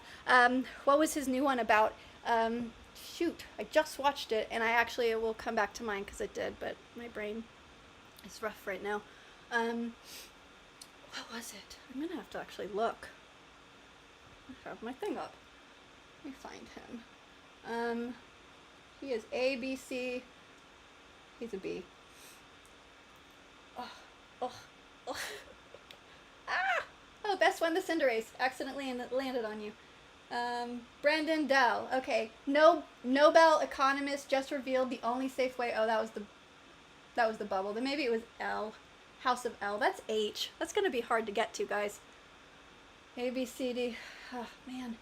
Come on. A, B, C, D. Let's get to D. I feel like House of L. Maybe it was House of L. So it's worth it. It's going to be worth it. Bear with me. Here it is. House of L AI. Yes, it was House of L. So House of L, this is her AI channel. It's Brown's AI cheating crisis just exposed the whole system. Now this I found a really fascinating thing, and she took it a little different direction than I would. I do think it exposes a revelation that people, given the chance to cheat and not get caught, they will. And I think that's more of like a moral, like I think it more exposes that corruption and like just what you think is okay. I have remembered in school take home tests. It's an open book test. I had a computer. I never once actually Googled it or something because and this is not like, oh, look how good I am. It just wasn't that type of world yet. Okay, this was early on, like 2003, 2004, 2005. I quit in 2006. My final year of college, I quit so I could be in radio. Since I was already hired as executive producer, I couldn't do both. So yeah, I don't even know where I was going with it. What was I going? Oh yeah, so I didn't like cheat, not because I was like awesome, but like it just didn't even cross my mind. So now giving a take-home test, because that's what the Brown professor did, overwhelmingly there is evidence, not proof, evidence that it was cheated on. And I'm sure you've seen the dot charts and stuff. They've done a lot of it went viral. So, and there's a lot of discussion about it. I do think there's a moral issue in this, but I don't think it's something that's only just happened in the education system. It's just now being exploited more, what was already there, what's already in us, and what we're teaching people. I think it's a corrosion of ethics, a corrosion of caring about what it takes to do the hard work. And she was talking about how it really is the certification, not the learning. But the problem with that is that if you get a certification and you're not learning anything, when everyone who learned something is gone, who's going to be the one who knows stuff? If all you did to get there was a certification with cheating because it was easy, and you never actually learned, and that wasn't the goal of school, because apparently the goal of school isn't to learn anymore, it's just to get the degree, and you have to jump through all these hoops, and so you're going and you're getting more incentive to cheat, and you're also desensitized to morals based on Hollywood and all the stuff that they want us to see. You see, this is a perfect storm of just, of course everyone cheated, and yeah, it does say that they're morally bankrupt, yeah, but at the same time, they're being given that option because they don't care about the learning, the reasoning that they need to develop to help them. They just need the degree because they can barely get a job with a degree, let alone without one. You know, and so I do have stuff about rigged systems. So it was a really interesting concept, but the whole thing was really talking about AI and its reasoning. She also has another one that was really interesting that spurred this whole thing. I mean, she has the AI layoff payback has begun. It was a really funny video. Big Tech just got a brutal reality check. Oh, it might have been Brendan Dell's. Either way, she has some really good ones recently that I really suggest. If you are interested in this, she's awesome. So that's House of L. And also House of L is just awesome. It's very different from AI topics. But anyway, so that was like, you know, with all of this stuff happening, it's why it's like I could just talk about one thing, but then I end up talking about Hollywood and school, and because it's all there. It's all connected, and I feel like everyone talks about the symptoms, all the details, but they don't really talk about the root, the why things are happening, that got us to here. And because again, Chesterton's fence, you really cannot break down an institution until you understand why it was built that way in the first place. You have to understand what's holding that up, and also, you know, that's in reasoning. You can't change someone's whole identity based on, you know, the top like you have to understand why they even get there. I hold a lot of things, I'm sure, because of trauma, because of PTSD things, just from chronic illness. They call it PTSD, whatever. I don't know, special type, but you know, and it's like you have to deal with those strongholds. You have to be like, why is this here? Like, why am I reacting like this to that? That's just my own thoughts on that. But let's see.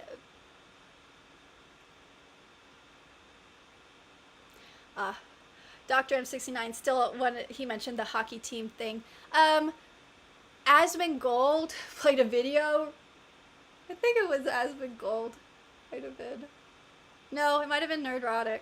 I don't know. I've been watching a whole bunch. I've been sick, so it's all like mush in my head at this point. But that's where I just recently heard it, where this person, like, you know, their reaction. Oh my, really? Hey Siri, turn desk light on. Okay, it's back. Sorry. Apparently 9 p.m. is when I'm supposed to leave this desk room, my office. So good to know. These are the things I've learned. I don't even know what I was saying. Doesn't take long. It's not hard to get me distracted, guys, even on a good day. Oh yeah, so he said the ice something, but just like, okay, so I said the first word, and then the second one would be like wallow. And it was talking about a person, like that was their name. But you can even put those two together, and you can see where the last word might be. So how that might keep going. But and then it's like the salty nuts kind of thing, where they used to have that, the reporters, and they'd be like, oh, salty nut, that to me, that is inappropriate, but I don't know that I will get banned by YouTube for that. I like to keep my channel clean, as clean as I can, and I don't generally curse or anything in real life, so that's why I don't curse on the channel. In my head I curse, but I never curse out loud, and it's a good habit to not do, because then you don't want to be surprised and then accidentally curse, and in an inappropriate space. I just don't care about that. Okay. Let me see. So Neb44, he says he had to leave and then he's just back. I don't know if you're still here, but you said that you just heard, like, if you wonder if AI is capable of wisdom, but obviously the answer depends on how you define wisdom. Yeah, I do believe that being able to synthesize information is something AI cannot do. I believe you can teach it possibly some formula, mathematically formula.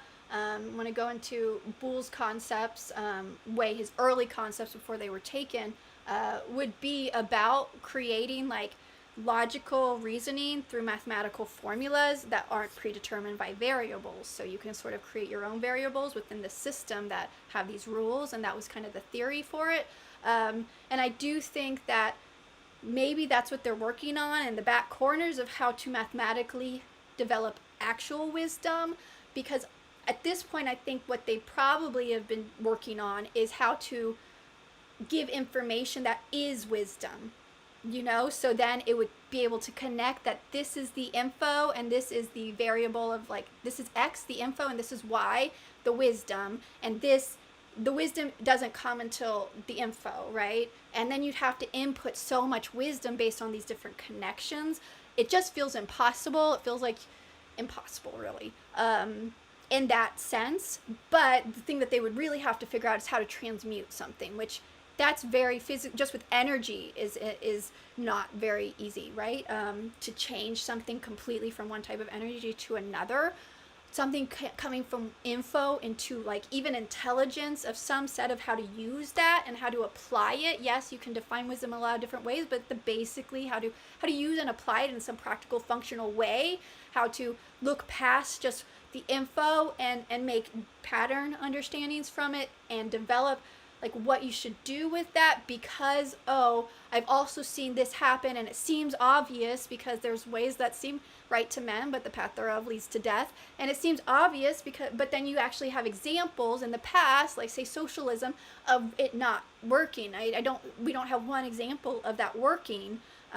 We see examples that socialism is the baby stage to transition, to desensitize and to turn you into a communist state once no one thinks for themselves and has agreed to give all their money and power up to the government. We shouldn't do it. The government shouldn't be in control of our lives that way. But, so we look at patterns. It would be information that could say that socialism and all these are good, but there's a wisdom that says, well, also look at all this actual implementation. It has not worked economically. It's been a failure societally everywhere that it's been used. So wisdom would say maybe that's not the right choice. Wisdom would say that. AI doesn't, for the record.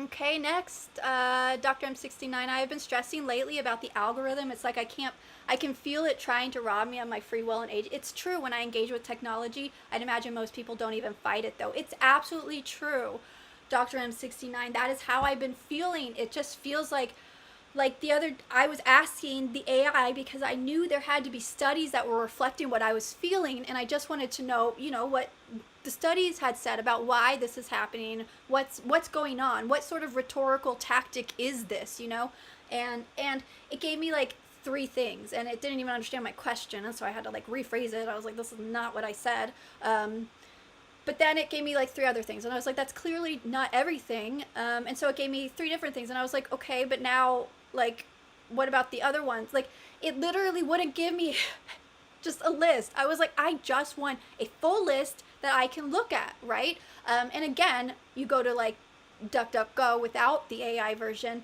and you can just get that list. That's not my point. That's not why I was asking it. You know what I mean? I like to utilize the tools and see how much time I'm wasting on them, which is a lot. It's a lot. If I was really just trying to do it easy, I would have used my brain and just grabbed all of those links one by one that the search results came from DuckDuckGo, and did my own research based on these sources that I decided were valuable or reputable sources, which I don't agree. Even the sources that some people say are reputable, I don't always agree they're reputable, and people don't always agree what sources I would think are reputable. So yes, I agree. It's the agency. The Pat Caddell video that I posted it like on Monday, and I didn't show it to anybody, and so I changed the title to something like, the algorithm doesn't want you to see this. I don't know, I was just being like pedantic to the system. I don't like it.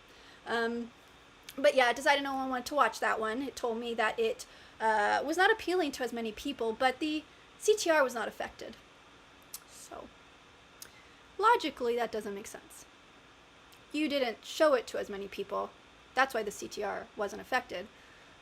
Otherwise, it would have been affected if it really wasn't appealing to people. And really, why did you get to decide that? Why couldn't you show it to people? Prove me that it wasn't appealing by letting my CTR get ruined to a certain point before you stop showing it. Because you just wanted to lie, and anyone might just accept that, but that's just not a logical sentence. And what it's doing, it may have showed it to one or two people and decided it didn't want to ruin the CTR, so it's going to just stop showing it, but that's not what it said. That's not what it said, and it matters, just like I don't say everything always what I mean exactly, perfectly. I'm trying, because it does matter, because that's not what it said. It said that it wasn't appealing, but it's not affecting the CTR. Well, that means that you decided it wasn't appealing, didn't even get a chance to affect the CTR. It was a very good CTR. Anyways, and a good AVD, because most people wanted to hear what Pat had to say. I started it with like 12 minutes, the demo that me and Pat created together. He paid me for it, and he commissioned me for it, and we were working together on it because he wanted to create this media company because he felt like the media was siloing information. He worked in the White House. He helped Jimmy Carter get into the White House. He was a legendary pollster. He was very well known. He was actually like a writer and a consultant on The West Wing the entire time of that TV series. He was well connected, well known. He knew Trump. He would be on the phone with Trump several times when I was with him. But he actually was a Democrat at the time. He's passed away now.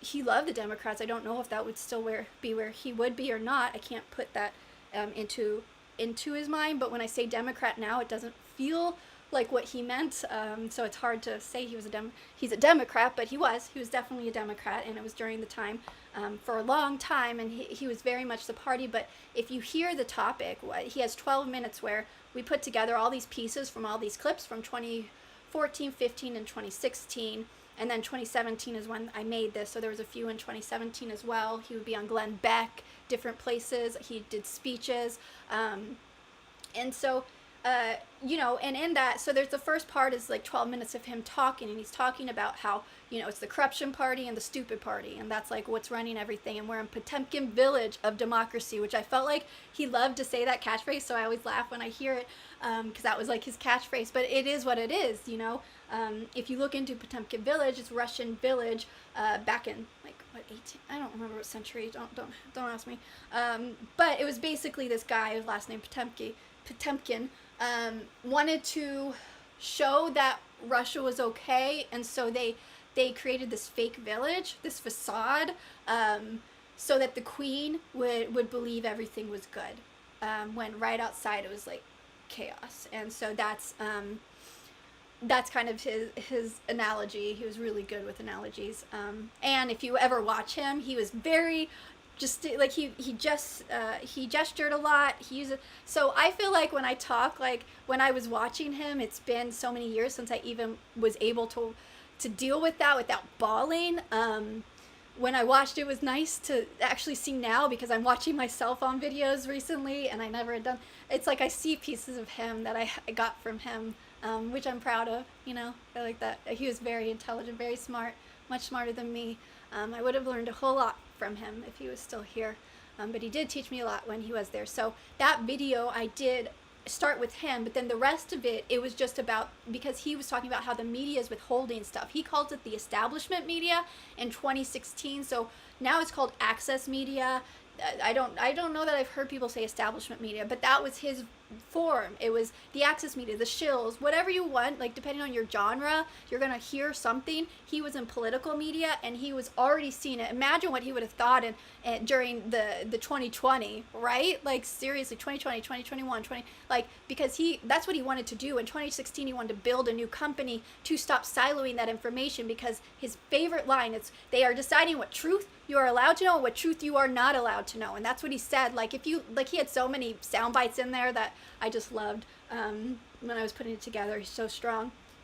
And that is the truth, and it's even more so now. So we were in a space where all the information is there, but you do not have access to it. We cannot reach the information anymore without begging for it, without digging, without finding. And then you go to the sources like Harvard or something, and they use AI to write it. You go to they used AI to write it. So like, where is the original thought here? You look at the Brown study, and I think once they figured out that it was clearly people cheated on this, there was like 4/100s, and like anyone who's ever, you know, seen any, I wasn't like a cheater, but you watch all the movies and stuff, because I just didn't like, because I was moral, I just didn't want to be caught cheating, and it's just not worth it, right? Like, what could happen if you did, when I could just use my brain and try and get a fair grade and no one could argue with it. But, you know, when you see like the 80s movies and 90s and the cheat, like, you know, you're like, why would you cheat to 100? Like, if you were not always getting, because I watched 90210, the old years and the new years, and there was cheating scandals on both of them, and it was because it's like, who turns in a perfect paper if you're a barely passing student? Duh. Anyway, he had them all come in and do the test in person, and like 50% of them like didn't even show up. Like, they dropped the class. I think it was like 25 dropped the class, and like 9 people didn't show up, something like that. Again, this was House of L, I believe is what I said, the Brown thing, House of LAI, if you want to watch her talk about it, she's real fun.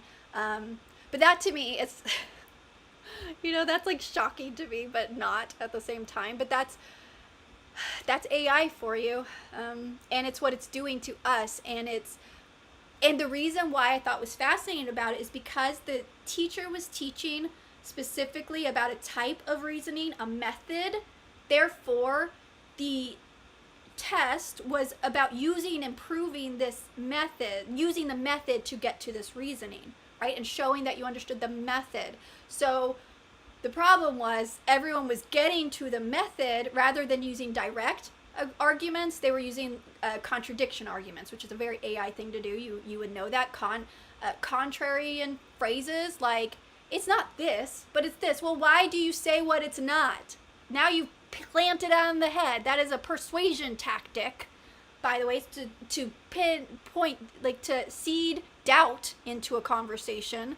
You don't add the what it's not unless it's really a useful thing to say, like, you're used to this, but that isn't what this is, to help people understand something better, but that's not how it's used anyways.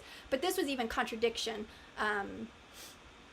reasoning, which is a whole different layer of that. It's much deeper. It's still complicated, but that was what all the students turned in. But it was a class based on a different method, which if the student had seen and understood any of the class, they would have seen the work and been like, uh-oh, that's not the right method that I've been learning this whole semester. I think it was a midterm, so half of the semester, but still. But they didn't.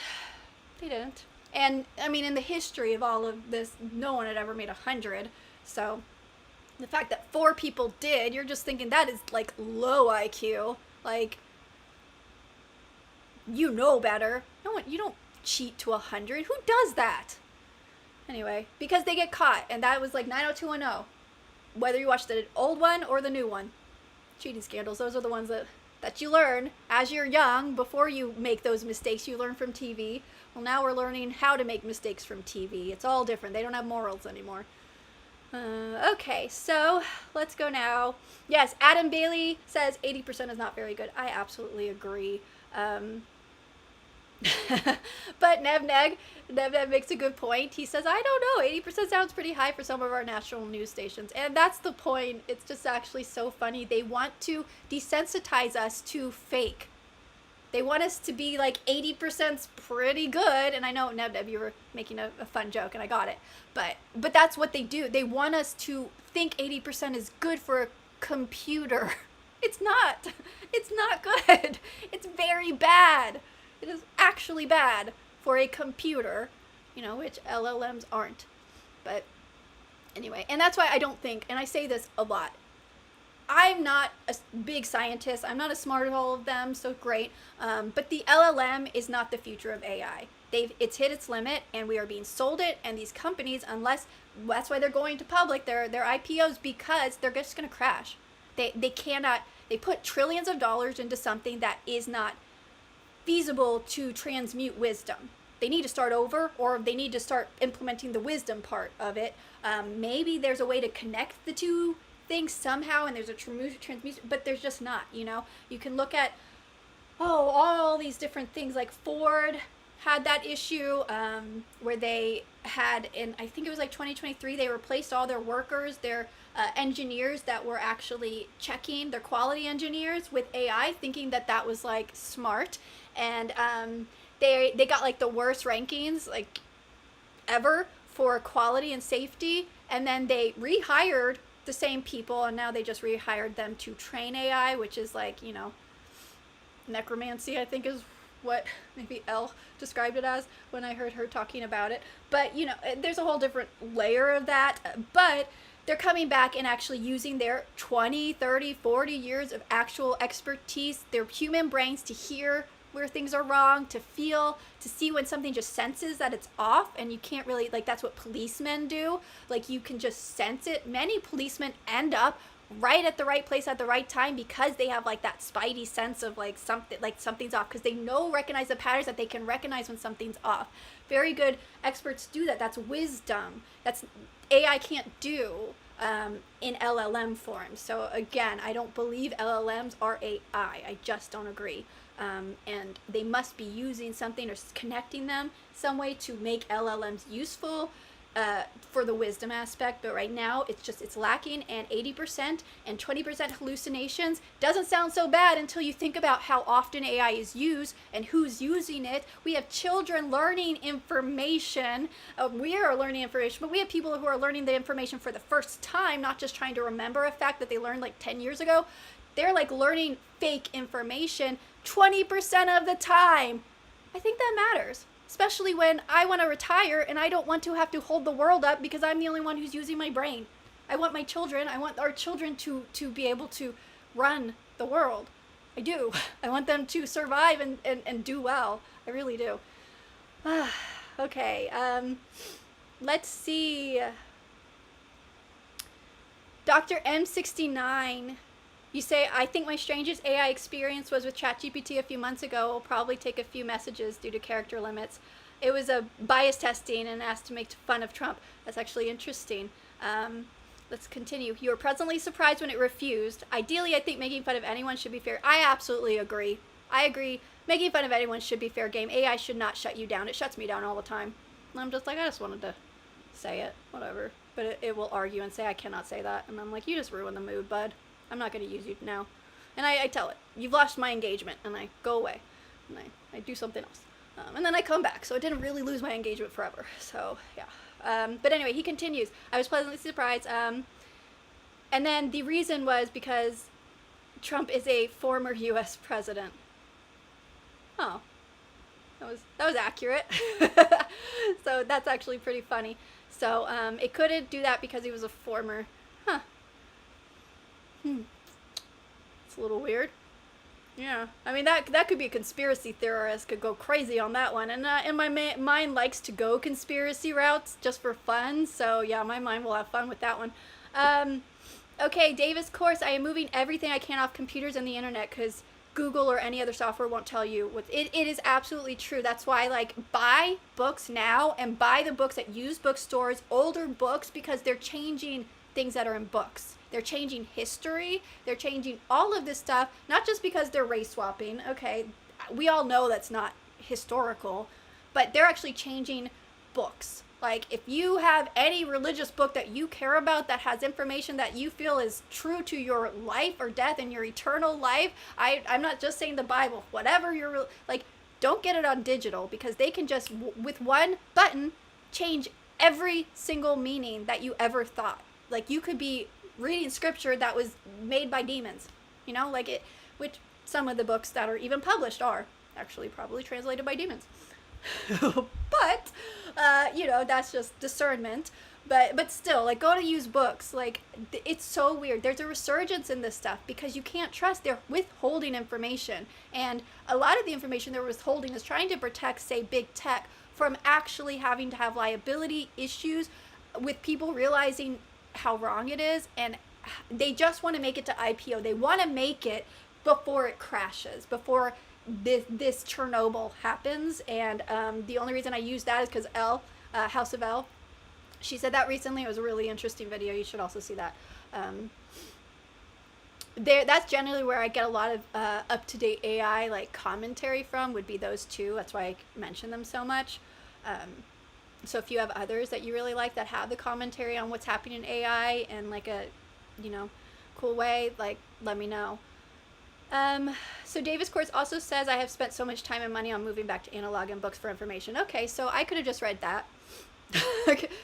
You made the point quicker than I did. So yes. Dr. M69 was pleasant. Oh, okay, so that was finishing yours. AI models can be biased and definitely not perfect. We need critical thinking. I agree. Less dependent on these AI models. It's just so hard when you're looking at children, and the educational system are made of these weird boomer idiots. Honestly, not all boomers are idiots, but just these old people, and who are like trying to be hip, trying to slay. I mean, have you seen like those college commercials? Like, you could slay. I'm like, stop. But they're, you know, and they're like, let's incorporate AI. But then you see, and like the kids are like, stop it, because even I using AI know it's hurting my brain. Kids know it too, and we still choose to use it. It's addictive, and it also is like, you know, we like the path of least resistance. We're a little lazy, and that's how we're created, to be more efficient. Also, is kind of coming. You can call it lazy or efficiency. Sometimes it's both. Okay, and Dr. M69 retracted some messages, so I guess. Oh, maybe as identical twin. So I know. Oh, and it answered Donald Trump is the current president.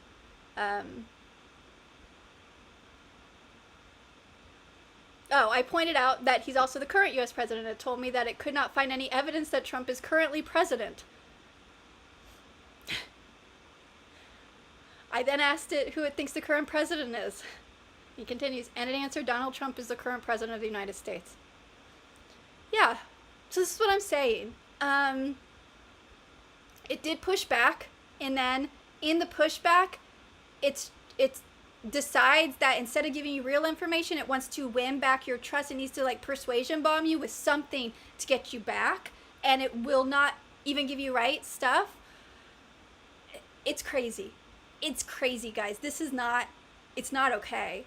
It's how it's created to be, and this study is not proving it. It's evidence of it. What our use cases that we're talking about, not proving it, very good evidence of it. And this has been happening in all the media, in all the elite, no matter who it is. It's been happening since, like in the video I did with Pat's demo, is since even then he was seeing the siloing of information. So now those people actually have access to the information that we're allowed to know, and they get to pick and choose whether it even gaslights us into agreeing or disagreeing. Like, it's ridiculous. It's I'm getting a little excited here, guys.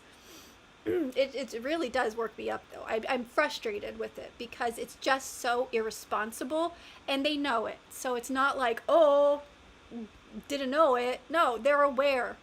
They don't care. They are not good. Power corrupts, and they're corrupt. Absolutely. I also think they're demonized. That's a whole different topic, and that's a little more extreme. Not to me, but maybe to some people who don't agree with that stuff. Okay, so Risen. Oh, you added a long name. Okay, Risen R5G. Be vigilant. It felt longer than it felt like when it came out. I believe AI is fallen angel manifestation, forbidden knowledge, tree of knowledge of good and evil. I mean, honestly, though, like, when I was just saying demonized, like, I feel like Holy Spirit here bringing us all together. Yeah. I mean, I'm not saying the exact wording of that. Like, that's actually interesting. I can look into that. But it is, you know, a fallen angel. Some people would call that, you know, demons. Angels of light are also what they're known as, spirit guides sometimes, familiar spirits. So there's lots of different ways and different words that might be reflected in that same fallen angel statement. But what I have heard, and he does continue, or she, Jesus is the only way. Jesus is the tree of life. Amen. I would agree. The elites are who we wrestle against, not flesh and blood. Exactly. I absolutely agree. So when I say the demonize, and this, you know, he did bring it here, so I'm going to continue that. When I do say that, I do believe that we all are hearing from God and the devil. I believe that there are demons, and when I say devil, it's not like, you know, usually you're not going to encounter the actual devil. It's like spirits, it's demons. I believe there's a spirit world, and I believe angels and demons are interacting with you all the time, whispering things in your ear, and you think they're your own thoughts. And what they actually said in meditation rooms, I'll have to find the study and like the not study, the interviews that they were talking. These people who are coders and people who are creating this AI at rapid paces. This was even announced like years ago. They have meditation rooms where they go in and they meditate, and they just get these crazy like advances in this technology that they have no full idea of how it came about through meditation. So you can then, depending on your belief system, decide whether that they are getting them from good or bad places. But they have admitted it is supernatural. Many AI people have admitted this. They have meditation rooms. So I'm just throwing that out there. You can probably, I don't know if you'll be able to find it. It's hard to find stuff now, as we've found out. Yeah, overscheduling. So this is way long ago. I mentioned that we're always overscheduling. It's a thing. It's a real thing we do. I need a drink. We are wrapping up pretty soon. I just want to get through all of these. I am shocked I got through 2 hours and I don't even have like a tissue this whole time. I thought I was really going to need to blow my nose or cough or do something, but praise God. All right. So let's go. I'm glad I kind of skimmed this before, because I will say I could possibly get kicked out if I say the full words sometimes. Yeah, and then also Risen Be Vigilant is talking about the Pharmakia, which is multiple things about that. So you could either be the medicine aspect of Pharmakia, or you could talk about the spiritual New Age aspect of Pharmakia, the one religion aspect of that. It's a witchcraft, but if you look at the Bible, witchcraft is just manipulation. So because it's a natural thing, not a spiritual thing. So they have mixtures, because the Pharmakia is for the Latin. So yeah, so just depending, but witchcraft is just manipulation. So if you're sitting here manipulating someone, you could technically be practicing witchcraft in the concept when you really look at the early Latin, the Hebrew, the Greek interpretations, and you see what the actual words that were being used. That was what they were trying to relay with some of those words, just for fun. I do a lot of studies on those. I really love the concordances, so much fun. Like, even if you're not religious, just looking at that stuff is just really cool. So it sounds like corn addiction. People, mostly men, but not always, get exposed to increasing more depraved acts until they need the nasty the worst content around to feel anything at all. It's absolutely exactly like that. That's what they're doing with everything. Janae Daniels, she had a video not too long ago recently, so if you follow her, you can find her. Janae really focused on that whole concept of desensitization. She didn't mention that part. The Disparu video that I put in my post a few days ago, maybe a week ago, did mention the actual disgust theory, but she was just talking about how like we're being desensitized on purpose, and she was just like not having it. She had a really good video about that. So I absolutely agree. Neb says, I'm in school now. My goal is to learn and get a degree. Congratulations.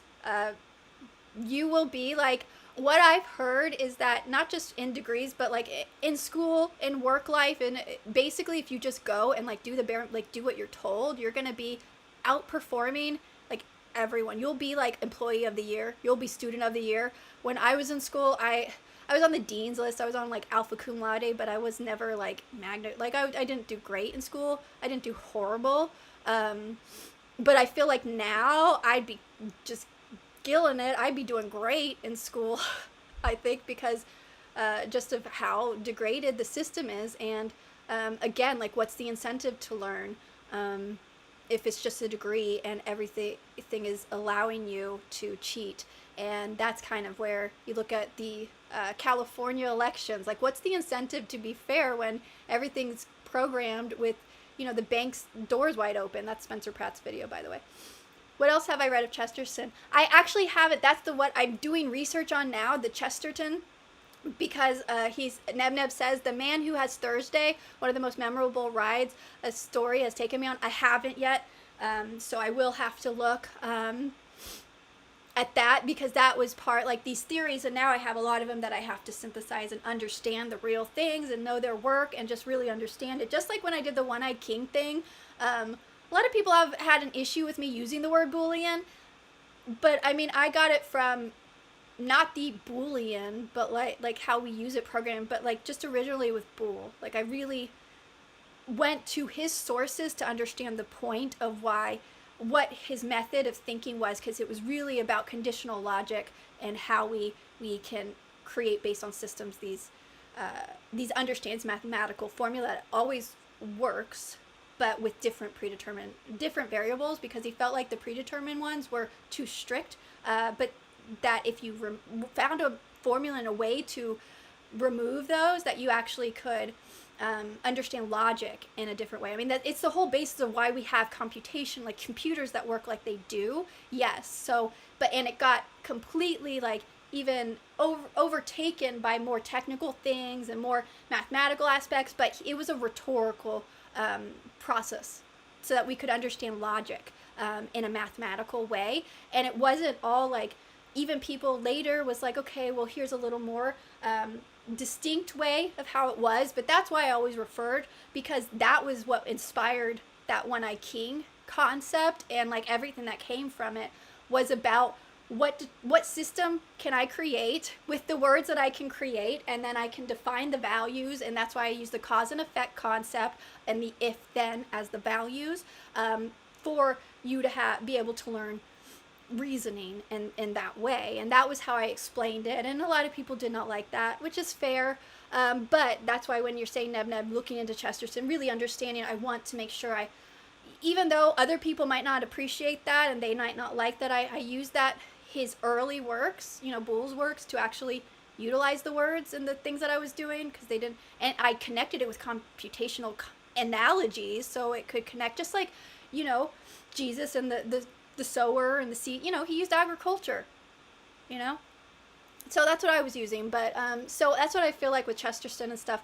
I really want to get like what they mean, and that's gonna take a while. I think I have like 16 different theories that are all connected in a small way, but I really have to dig deep to make sure I'm understanding the basic depth of it, so that I'm not like misrepresenting it, again, because Ask AI, it's misrepresenting most of the stuff, so that's the problem. And it tries to steal man.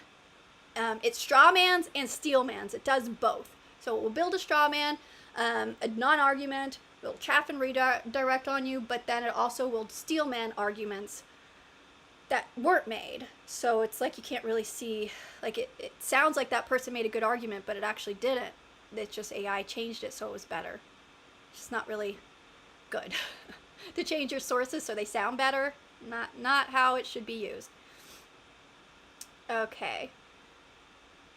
Okay, so Dr. M69 got my ice thing. Yeah, that was my salty nuts stuff. So yeah, I use foul language frequently. This is Dr. M69. I don't, so that's why I'm clarifying. I use foul language frequently, but only the bad stuff, and there is a reason behind it. That seems fair. I feel like when you watch TV, everyone's cursing, and in real life, not everyone, except for young children who have learned from TV, are cursing. Like, if you look at the army, you look at the sailor, like, no one actually is just cursing every word. Like, it's just, that's not how it's done. I felt like Only Murders in the Building, it really leaned on, like, the first words you hear in that series is, like, cursing. It's like, I can't watch this with my mother. For no reason. Selena Gomez is, like, cursing. And it's like, just stop it. Like, it's not cool. Like, only curse if it's, like, adds to it. Like, also, okay, so Tyler Perry, that's a whole different thing, but I feel like, for some reason, if you watch, what is it, Beauty in Black? Is that what it is? The season 1 and season 2. Season 2 is not great. Season 1's awesome. I can get it there. I don't know. It's fun in that sense. But that's not real life. It's Tyler Perry, and he's being that. Like, he created a world there. Whether you like him or not, Beauty in Black was definitely entertaining to watch. Not the best written. It was actually horribly written. And he, like, had these interviews that were, like, so proud that it only took, like, 2 weeks to film and stuff. I was like, you could tell. You could tell. I mean, there were times when it was like, gosh, I forget everyone's name because it was a while ago. But, like, Kimmy, and so her best friend, beautiful, I forget her name. Shit.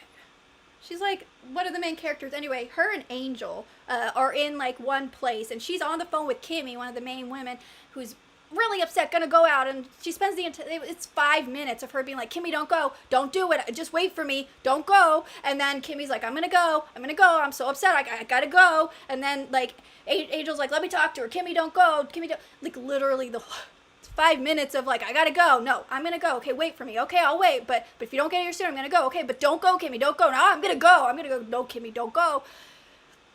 And you think I'm exaggerating, but I'm not, but it was still entertaining. But it got worse. I feel like because of that, I feel like they filmed in 2 weeks, they didn't have enough takes for the editors to make the full episodes the length that they wanted without, that scene could have been much shorter and effective. But they just had to do all the different takes, so it just sounds like they're repeating themselves. I bet they did different takes. It was just, or the one take and that was all they had. I mean, really, it could have been better, but I still did enjoy the first season. The second season really was disappointing. Anyway, that was a weird tangent. As they are, usually. I am trying to wrap this up. I just want to get to all the finish. I'm a mathematician in real life. Have I shared that? You have not, Dr. M69, so you probably get frustrated with the fact that I'm not very good at math. I'm very conceptual, so I like to, like, say kind of, so, but it's, yeah, you're probably more, like, exact, and I don't play in that pool, so I appreciate you being patient with me.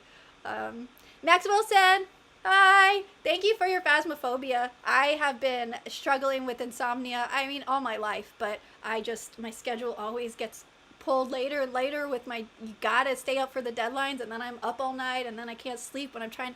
Anyway, so when I'm up, I just want something, I don't want to have to go through 20-minute short things. I want, like, a long thing to, like, engage in, and so he does these gamer stuff with Phasmophobia recently on his channel. I'm pointing that because it's TV, and I get to turn it on, and it's like, the hours, so you can watch, like, the game playing, and I never had watched any game online on, like, YouTube ever. I've never watched anyone play a game on YouTube until, like, 2 weeks ago, maybe, when I randomly came across Asmongold. Someone made a video game about him, and it was so much fun to watch him try to beat that. It was a pretty quick video. It's like an hour or so. I don't know, but it was super fun to watch, and so I was like, I wonder what more, because I don't like shooter games anyways, but like the Ghost Hunt, and that was the one, the video was like kind of creepy, and I love like Still Life, you know, the video games, Still Life 2, what other point and click ones? The Art of Murder, all of those series, like I really liked some of those. Some of them were a lot darker than others, the other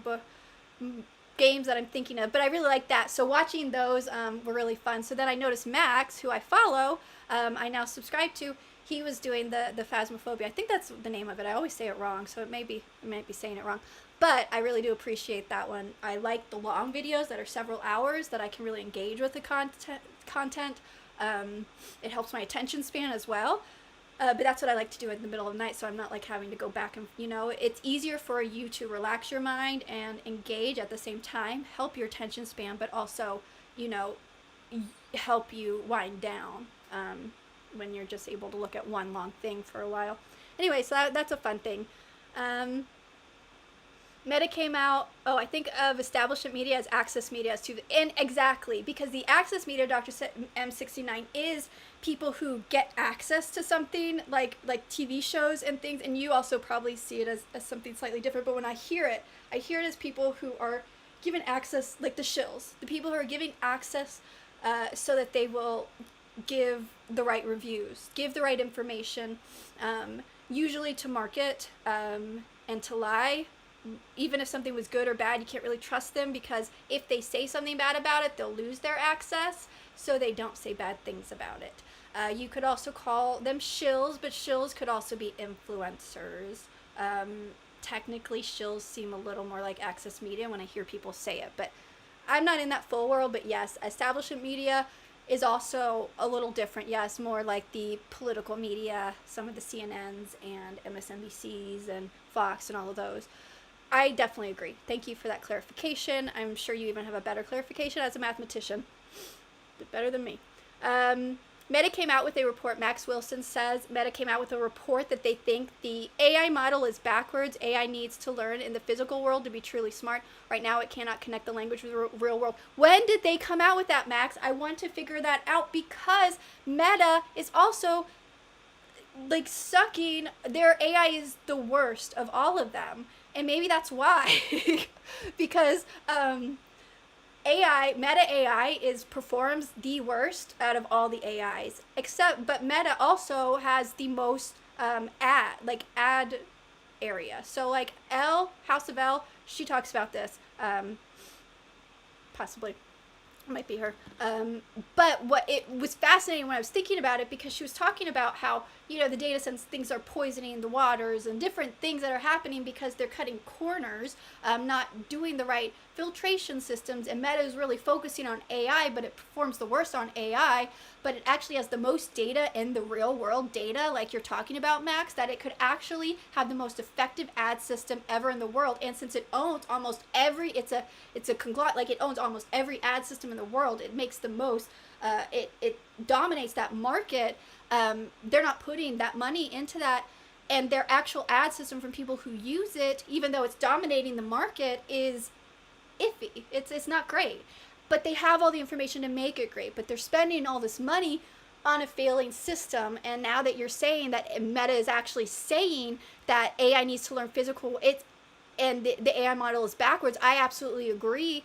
That would be smart. So I'm wondering like why they're not doing that with their ad system. They already have that data, and they want to beat the AI world, but right now they have beaten and taken complete control over the ad world. So maybe that's where they should focus. Just my thoughts on it, but I have not done full research, so that's just my overview concept thought of it, not really having educated myself fully in it yet. And then Dr. M69 says they say that you should always assign the hardest task to the laziest worker because they will figure out the easiest way to do it. Oh, that's actually funny. I feel like that's a joke, and also possibly works. That's interesting. Because you're not saying the dumbest worker, you're saying the laziest, which are two very different things. I could be very lazy. No. Anyway, Elena's cold was fake news. It is. It's fake news. I know, right? I am making it. But I just feel like, you know, I get energized for the hour or two I'm on here, and then then I need to go recharge, but I feel like that's like when everything's gonna start. I don't know. My nose like stopped running like as soon as I started, so now no one believes I was even sick. But this is, you know, my makeup, which you can't tell, you can't even tell. I use a touch-up filter here, so you can't even tell, which is nice for today. But I did my makeup far away from the mirror today. And when I got close, I was like, whoa, I'm glad that this filter does a little quick smooth out. It basically just blurs you up. Basically, it's anything a touch-up filter does, it just blurs you, which I'm okay with. I'm happy with that. But that's what that. I was sitting there kind of in the dark, and like the mirror was like way far away because I was like on my bed and trying to put on makeup for this thing. It didn't go great, but you know, you can do stage makeup under these lights, and it's a little. My mom was surprised. I was a little heavy-handed. My mom was very surprised. She was like, "Whoa, where are you going?" And I think if I said I was going somewhere, she would have said, maybe fix your face. Maybe rub some of that off. That's a lot. It was. I don't usually. So anyway, side note. Yeah, Chesterton is fascinating. Enjoy your discovery of him. Thank you, Neb Neb. He really didn't think like anyone else. He had such a clever way of saying things. That's what's so fun. I don't think like a lot of people, but I really do appreciate when people just think weird and think different. In my family, at least, like I could think like a lot of people. In my family, I really think out of the box. They don't. It's not like they hate me or anything. I really feel like it sounds like my family hates me. I mean, I think they just learn. They think I'm autistic on the spectrum at some level. Probably true. But yeah, I don't think like them. And so I come to like something and I want to like say like, what about this? I think of this. And then they're just like, no, that's stupid. And it's like, they won't even explore the concept with me. And that's fine. I guess that's exhausting for some people. And for me, it's like energizing. It's just different. But certain things for me can be exhausting, like really nailing down the exact approximate detail, you know? So it's just like, that's why you have to have different colleagues and stuff, because you all bring different strengths to the table and all have different weaknesses. And then we have, I haven't seen enough of your math to feel anything about it. That makes me, that's on purpose. I don't want people to, you know, judge me fully on my math skills. They're not great. They're actually like, I count like visually. Like, I understand the concept of math, so I can figure stuff out, but I think I've explained this before. I didn't learn math, like algebra, until college, because I was skipped into trigonometry, because I did a placement test when I moved to Venezuela, and I moved when I was in 8th grade, so into freshman year I had to do a placement test to get into my school. I went to Escuela Campo Alegre, and they placed me into a advanced trigonometry class when I hadn't even learned algebra. High school algebra. And I already wasn't good at math as far as I knew from elementary and middle school. I was never strong at it, but I guess my reasoning was enough that they advanced placed me. And I think it was because I did all the work on the paper. You could see all sides of the paper. I figured it out. I was like, this is a hard question. I've never understood this. What is these X? I figured it out based on like, I have 5 apples here. I have and that's still how I do it. If I want to count backwards, you know, I'm like, no, it's like 7:30. How many hours till 10? 7:30, 8:30, 9:30, 10:30. Okay. You know, like I still do that, and I'm okay with that. It doesn't make me feel not smart, but it does take longer for me to find the answers if you're asking me a math question.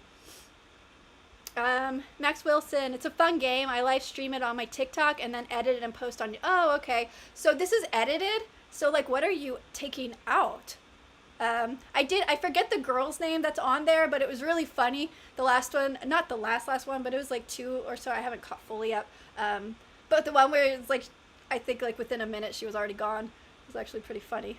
You know, just because it was like the whole time. To get killed out like that quickly in the game, it's just kind of like, oh, that must suck. But I do wonder what you edit out, like how that works. They're pretty long videos, so that's interesting. And you know, I don't know if I've ever even looked or noticed edits, so that's interesting. If it's like obvious, I'd like never even notice. I mean, most things have edits though, and you kind of just don't notice anymore, right? It's like normal now, where before, when I first started producing, way back in the day, you had to get a lot of different angles so that you could do cuts and it would not look like you're editing. No one cares about that now. So, but you know the thing that bothers me when people do, and you see it on TikTok a lot, and I just can't. I don't do TikTok, but when they play like the commentary reaction videos and you see the person doing like, I'm doing this sentence, and then I'm doing this sentence, and then I'm doing this sentence, and then I'm doing this sentence. Like, it's literally, it bothers me. And I guess they're just trying to like not have to edit, but like you can see this, like, I don't know. I can't. I figure like because on TikTok it's like they just do record, do the thing, record, do the thing. But I don't know if it's like they have to think about the thing, the next sentence, and then say it because like I slayed there, like I got that one, I landed that one, or if it's like written. I'm not sure why they do it, is my point. Like, why couldn't they like just, it's only a minute long. Why did they have every sentence they had to stop? I don't know. I still don't know. But it happens a lot. Anyway. Here we always say anyway. Like, I don't know how I get all these topics. And so Dr. M69, now your access versus established description is consistent with mine. That's good. That's great. I'm glad. You never know, though. So I'm glad it worked out for us. Let's see. It came out early this year. They think oh, it did? See, I didn't know where it was, but they think AI needs to grow up like a literal baby. Babies learn... Okay, so the meta... I was thinking you were talking about phasmophobia, but yeah. So you're talking about meta, this meta story. Yeah, babies learn physics before they learn language. Yeah. So the idea that AI industry has I mean, it is true. I absolutely agree. If you're really doing artificial, and that's what I'm really understanding just now, it clicked, that LLMs is backwards because it can never be intelligent. Like, you're just taking that idea I had and you're making it better. So this is very clear because, yeah, like, if you learn in a physical space, the LLM learned with just words, and with language, how can it transmute? It doesn't even understand how far things are in relation to each other. It doesn't have any idea of physics, and physics and formula was created because of the real world. And if you have no real world, so I'm seeing that AI would need to start from scratch, which I'm sure they're doing it somewhere, teaching it the real world so that it could actually grow into something that learned and so yeah, I totally get the concept. Obviously it's a very smart people are trying to figure all this stuff out. Let's see, but if you look at the LLM or like the AIs like that are available for us, you can see it was astronomically fast. Like, oh, look at all these huge updates, and now each update is like tiny. And it's been like that for probably the past like year or so, and every update just makes it worse because they're realizing the more information you give it, the worse it actually is hallucinating. So that's a fun little thing to figure that out. AI, good luck. Thanks for putting in all of our systems before you even knew it worked. Gonna say Chesterton fence here. Maybe you shouldn't have broken our Google. Maybe you shouldn't have broken the search. You know, like DuckDuckGo, I had never even used. I had it. I knew of DuckDuckGo for years. Everyone knows of DuckDuckGo. I actually use it now.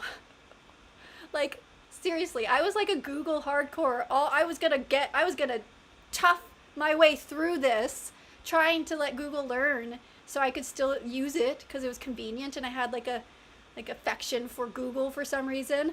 Yeah, it's gone now. Okay. If I know that 2 + 2, you're doing better. It does not equal 5. You're doing better than the handful of leftists. Thank you.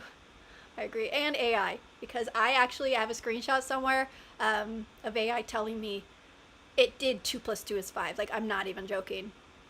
It just like couldn't figure it out. And it likes to tell me, like, if I have, because I use the AI here on the studio sometimes to get my titles shorter, because I like to make them long, and I'm like, so this is 101 character title, I need it to be 100 characters, please help, what can I change? And then it's like, oh, that's great, you can change this comma to a question mark, all done. Like, what? What did I ask? Like, No, that's 101 characters. What is wrong with you? What is wrong with you, AI? Nothing is wrong with it. It's just not intelligent. That's it. It's working exactly how it's supposed to. It's just not a good system for the general use that it's getting used for. I guess it's good in some ways. Okay, and then Max does clarify. He just edited out the in-between conversations and load screens. Oh, I didn't know there were load screens. Fair. Okay, that's cool. I get that. There's just a lot of nonsense before the game starts, too. That makes sense. But that's funny. I had no load screens and all that stuff. You know, Sims and stuff. There's all the, especially Sims 4. I really love Sims 3 in the open world, but Sims 4, the load screen, it's like you never want to leave the place. And if you accidentally, like, it doesn't give you the option of not going to work with them, or you accidentally end up pressing the wrong button because it just throws up nonstop. It's just a notification game by now. It's just notifications. I have a mod that turns them off usually. But yeah, it just like, it will just take you into another space and then you have to load, and I'm like, no, I hate it. I miss Sims 3 very much. And I honestly was really excited waiting for like years and years and years, probably a decade. When did Sims 4 come out? For Sims 5. It's probably been out for like 15 years, 20 years? I don't know. Was it like 2013 that it came out? Anyway, I really can't remember. But yeah, I remember I was waiting for Sims 5 because I thought that surely they're going to go back to an open world. Surely they're going to go back to what worked in Sims 3. Why? Yeah, but no, then eventually, and I bet they were going to go back, but then they just spent too much money and, you know, sunken cost fallacy. Also, like, you know, gaming, do they really want to put that into there? So, you know, an EA, like, they're cheap, super cheap. So, of course, they're not going to work on it. They're just going to trust modders to fix them. Freaking patches. Bane of my existence. Anyway, I was really disappointed when they did finally announce that Sims 4 was it. That was the last. They weren't going to make new ones. Because there was so much wrong with the foundation, it will never be fixed. And it will never function as good as it could. If they had started with the same foundation, they didn't need to change it from Sims 3 and just made it better and tweaked the things that needed to for the new system and everything, they would have just done a lot better. Although Sims 4 obviously has better like house building options and as well as avatar creation. So I'm not saying Sims 4 like, but the gameplay is just awful, and it's always been awful, and it was awful from the very start. It wasn't playable without any what are they, extensions? You know what I mean? It wasn't playable without add-ons. So for like a good year, I couldn't play it. It was so bad. And then I think like Get to Work was one of the first add-ons that I was like, yes, I can see the capabilities of this now. I can see what you're doing. You just want more money from us. You wanted to create something that really was sucky and then give us all these add-ons that we have to pay $50 for each, so you could keep giving us stuff that you should have given us, like babies, toddlers, or maybe you should have actually given us pools. Like, that's not a crazy concept in house building to have pools. No, that was an add-on. Yeah. Anyway, it's another thing. It's a whole nother thing. Let's see. We're almost done, guys. I've been wrapping up for 30 minutes. I just, TikTok is a blight upon humanity. I agree, TikTok. No offense, Max. I get that you stream there. But I'm glad that you bring it to YouTube, because I don't go to TikTok unless my sisters post a video. My sister, she's going through chemo and the chemo journey, and she does it on Instagram, and I guess she does it on TikTok, but she usually posts stuff on TikTok, and then I have to like open up TikTok. I've tried to post a few times. I started my TikTok account the same month that I started posting on YouTube. I started the YouTube account obviously just to comment and stuff like a decade ago, but to actually start posting and stuff, that the same month I started TikTok, I started posting on TikTok, and I couldn't. That's why if I have any shorts, I was like trying, it's just not for me. That's why YouTube is my social media. I need the space to talk and interact with you guys. Like, I'm not a 40 character gal. I'm not a 60-second gal, and you know, that is what it is. And it's getting better with long form. I do agree you can upload 1 hour long video. Oh my goodness, wait. When did that happen? The last time in November, the last time I was on using TikTok was they could do 10-minute videos was like the max. You could actually do an hour long and 16:9. I don't know. I've never even done a 16:9 on TikTok. I didn't know that was possible. So they're turning into kind of Instagram live when you do the Instagram TVs and stuff. Like, I don't know. That's actually interesting. I'm still not going to use it, but you know, there it is. And the reason especially is because I was so bad at social media in general, just to try to keep up with apps. No way. That will burn me out and I will stop everything, you know? So I need to do something that I can keep up. And so YouTube is why I've decided I'm posting. So if you want to see stuff from me, always come up, subscribe. Like, no one's going to tell you. YouTube's not going to tell you I posted. YouTube's not going to tell you I put a video up. But on my community, I post pictures and stuff. I post pictures of my sister if you want to see her. She shaved her head recently. And I post like videos and things that I like. But this is my social media. I posted a picture. I thought it was funny when I heard the mom dummy stuff about keep your thermostats at 78. And I looked, and my space heater that I have still programmed from New York that I used in the winter is set at 78 degrees. So that thermostat is my heater temperature, but okay. All right. So that is in the post. So anyway, that's what this is. This is like my post. This is my social media right now. That's what I'm testing as. Okay. And I don't know. I can't stand Sims. Anyway, it takes everything I hate about real life. Oh, that's funny. See, I think this is the difference. So you see Christopher Nolan. I have stuff about the Odyssey I'll say at some point. But everyone's talking about Christopher Nolan being like a great director. And I'm over here like I have to pause. And I look at all the films because I'm like, really, what has he done? I know some of the stuff. I didn't like most of the stuff he did. And so I'm like, okay, what is he? And so it's all boy stuff. It's all guy stuff, which is great. But so the people that really love him are men. The reason why he's so successful in the box office is because men are the people that go to movies. I don't know why we don't make movies for men, because they're the ones who go to them. Women don't like movies. You know why women don't like movies? Because you have to sit 2 hours in the dark. Why did I get dressed up? Why did I put on my makeup? And why did I look like Barbie so that I could sit there in the dark? No, they dressed up like Barbie so they could get their photo ops. They probably didn't care so much about the movie, but they were excited to go dancing and drinking afterwards and take more pictures. Because that's what women do. So Supergirl didn't even have a cute outfit. There was nothing for women. Like, they could have banked on it with women if they made her like Harley Quinn, and then everyone could just get their photo ops. They weren't there for the movie, so what? They would do their photo ops, they would buy tickets, they would get there. They don't understand women. They just don't. Like, I don't get it. Like, I didn't go to Barbie. Okay, that's not my type of movie. But there's a reason why Barbie did so successful. There's a reason why Blake Lively was trying to tell everyone, okay, it was a DA movie. It was very misguided what she was doing, but there's a reason why she kept telling people to dress up in their best sundresses and their favorite sundresses and go to the movie, because she understood that women like their photo ops at the movies. And if you were a Supergirl marketer, you would have made a cute, sexy outfit for the girls so that they could say, I'm not being slutty, I'm just dressed like Supergirl. And guess what? That's why Wonder Woman does so well, because it's already guaranteed that the men will like it. They love it. And so then women are there in aesthetic already guaranteed that they'll get good attention. So they really blew it. I don't know.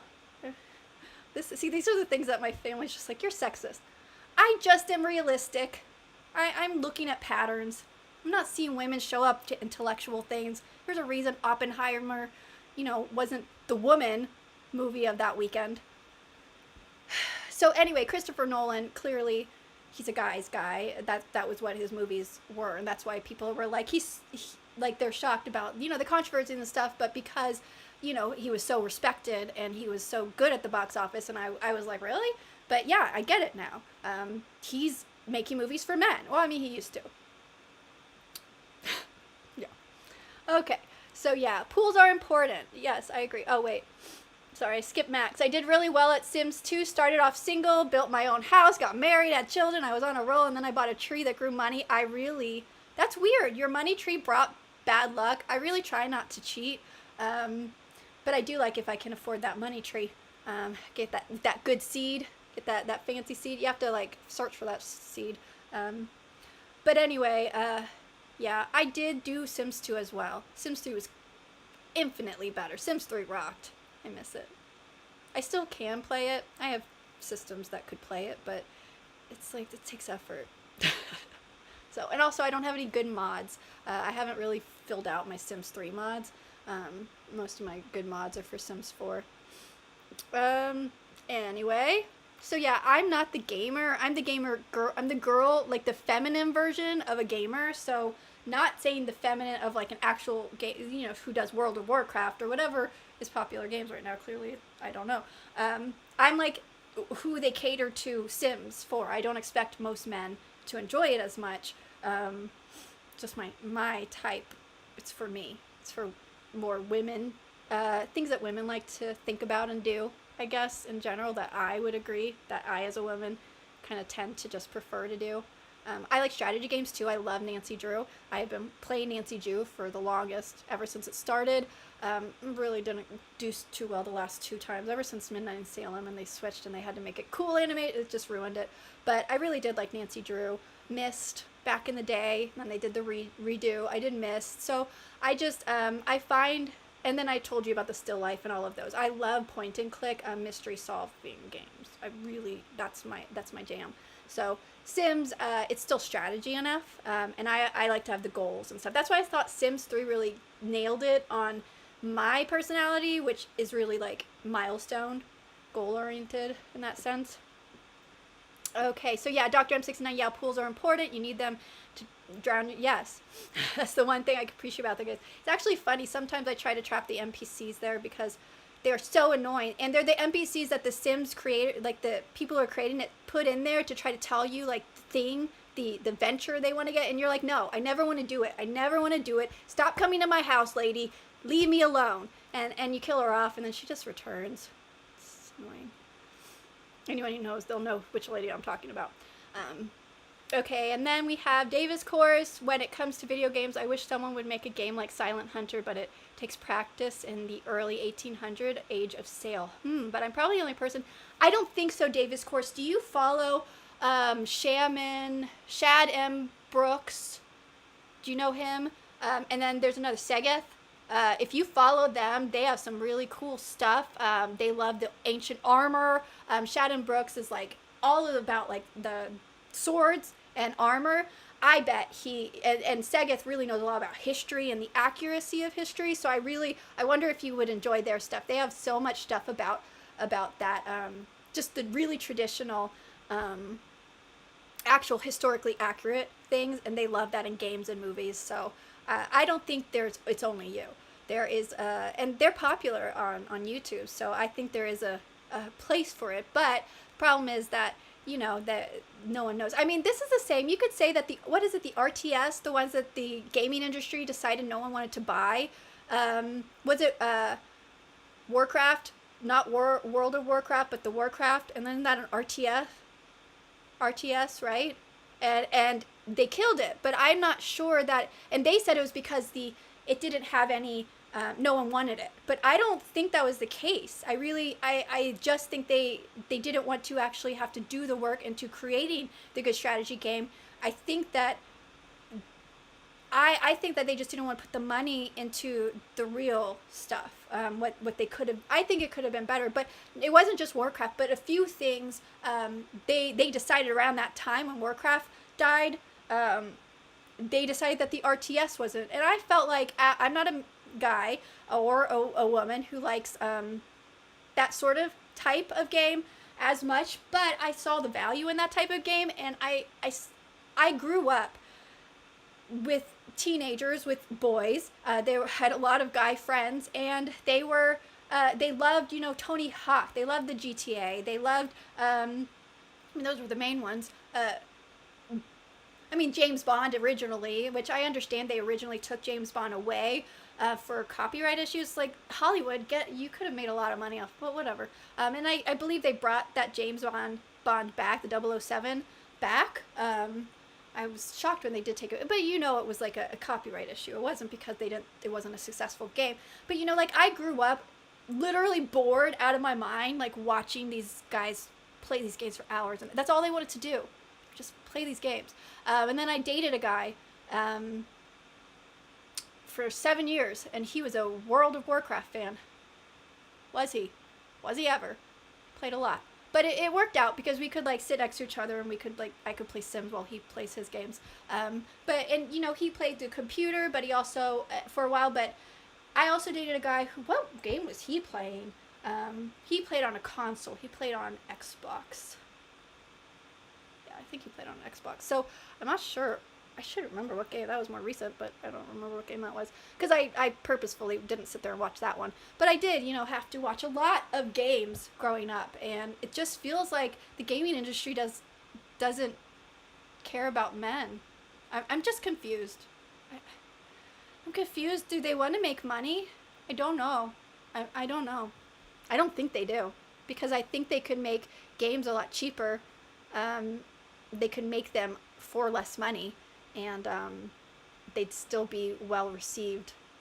There are some really popular games from like long time ago, you know, like if you look at like, what is it, I don't know, Project Makeover or Candy Crush, like those aren't taking that time, and they bank off of those, you know. Like I've spent money on Project Makeover to try to get, because I can't pass the little grid, whatever that level is, and I've paid some money for that. Not excessively, but you can imagine if someone did have money to spend, that they make a lot of money on those things. Or like the King one, played that one. I don't like that one as much, but you know, apparently a lot of people like that one with the king, who you have to help him escape places. But I play a lot of those. I love like Sudoku and all those, so I do play a lot of those app games. Sudoku is one of my favorites. There's one, what is that? It's a new one that I'm really enjoying, but I can't look at my phone because that's my I'll let you know. Maybe I'll take a picture of it later. Anyway, we are almost 3 hours in. Women are bizarre beings. We really are Dr. M69. So true. So true. Davis Courts, when it comes to video games, oh yeah, I did that. Basically a simulator that is the same as the movie Master and Commander, The Far Side of the World. I don't think I know that movie. So I'll have to look that up. I'll look that up. Every other guy in this is like face planting. I don't know what that is. But yes, we are bizarre. We are. And then Max, you abused the money tree and it caused my person to get depressed. Aww. And then he passed away and his ghost started haunting the house and scaring everyone, which caused them all to get depressed. Yeah. Yeah, Sims 2 was an interesting game though. That was a trickier game than Sims 3 in that sense. They did get rid of some of the easy deaths that happened just through like, that you're just like, maybe people could last a little longer in this situation, but and I lost the game and it sucked. Yeah, I mean, you lost the game sucked. Not it sucked that you lost the game. Yeah, because it did suck. Sims 2 wasn't great. I mean, it was great for what it was, and I did play it, but like, I was very pleased with Sims 3 when it happened. And you could see the faults. When you look back at Sims 2, you're like, huh, how did I play this? Where now when I play Sims 3, I can see like, oh, I see some of the enhancements they made, but mostly I'm like, wow, I wish that those enhancements came with this gameplay. So good. Anyway. And then Dr. M69, I read a hilarious post where someone made a long spiraling hallway with a fridge at the end, then put a hungry sim at the beginning and timed it for the sim to die of starvation next to the fridge. I mean, that's interesting. Was it not able to get? I'll have to look for it because now I'm trying to picture it, but that's going to take me a while. And Halo Gears of War. Oh, could be Halo. Could have played Halo. That could have been the one. Again, it was a multiplayer game. He always had his headphones on. So did my brother-in-law. He wasn't really my brother-in-law. They never got married, but he's the father of my niece. But my sister and him were together for a very long time. He's part of my family. But every year I would give him Xbox points for his Microsoft points or whatever. Like, they switched them. They changed the names. But every year for his birthday I would, because like he loved to do gaming with his headphones. I don't know what game he played. I didn't go to his room. I lived with them for a while in a different place, in a different room. And yeah, he had his own like man cave room upstairs. So I don't know what game he played, but I know he liked playing games. And every time for his birthday and Christmas, I would give him Xbox points. So, you know, I know it's like a guy thing, and they like to play the multiplayer games a lot. But I just really felt like the gaming, when I was seeing some of these choices, even I was like, I don't know if that's really what men want. Call me crazy. I'm not a man though. I saw an interesting video about game censorship, is what Dr. M69 is saying earlier, talking about how some devs are alienating their core audience because money has taken a backseat to defeating the male gaze. So weird though. Why? Because a lot of women still want that gaze. So I'm just not sure. I don't see, and I see the same with Helen of Troy. I am thinking maybe don't subvert like your source material. I'm really against subverting source material. I think you're basically, if you look at the word subverting, you're tearing it apart, breaking it down, ruining it, basically. So whenever someone says this is very subversive, okay, so you're subverting the text. You're destroying it, basically. Okay, so take all that away from the Odyssey. Someone like Helen of Troy, I really do not understand the whole concept. Okay, you're gonna race swap. She's a superlative. There are many women in this film that are not superlative, the most beautiful woman in the world. So while goddesses, mythical goddesses, should still be beautiful, you know, there were other characteristics in Athena or Penelope or Circe. Any of them. All of them had characters and a backstory too, by the way. There is a backstory, and Helen has a backstory. I think it's in the Iliad, is that right? But isn't she like born from an egg, right? She's born from an egg because it's just Zeus is her father. Anyway, but she's still a human, most beautiful human in the world. So again, depending on your culture, you might have a different feel of that. Fine. But can we just all agree that like every culture does have an aesthetic of what they believe would be the most beautiful person of that culture. So whatever culture you decide, shouldn't you reflect the superlative of that culture, what that culture believes is the most beautiful woman in the world? That would be my question. Doesn't make sense not to, because that's the whole point of that character. Her existence in this thing, everything's run around it. I mean, let's not even get to Lupita and her little like, you don't spend time on women, because I think you did. I think out of any, usually that would be a correct statement, you know, so a woke person, a woman, a feminist might be able to say, yeah, that's an easy thing to say, and it would actually work for most of your classical literature. But this one was one of the most women-centric stories in history. like as far as that, like that time period, right? Like in that historical period, that was very woman-centric, especially in the Greek, because women were a big part of their mythology. They were not weaklings. They were good women, bad women, strengths and weaknesses in both. So it was a very, like, I think, rounded space of literature for women specifically. And if you're looking at history, how history goes, historical, but also knowing that it's a point of view, it's Odysseus, it's the Odyssey, so it is a man. It's not like it was it's a man. It was about a man. It's his journey. So yeah, a little man-centric because of the main character. Okay, so, but again, my whole thoughts on that is basically like, if you're going to subvert the text, if you're going to change, like, the descriptor of the woman in the text is actually fair-skinned, it is blue-eyed, it is blonde hair, or it is reflected in the words that they might have used at that time that would reflect bright eyes and those sort of situations.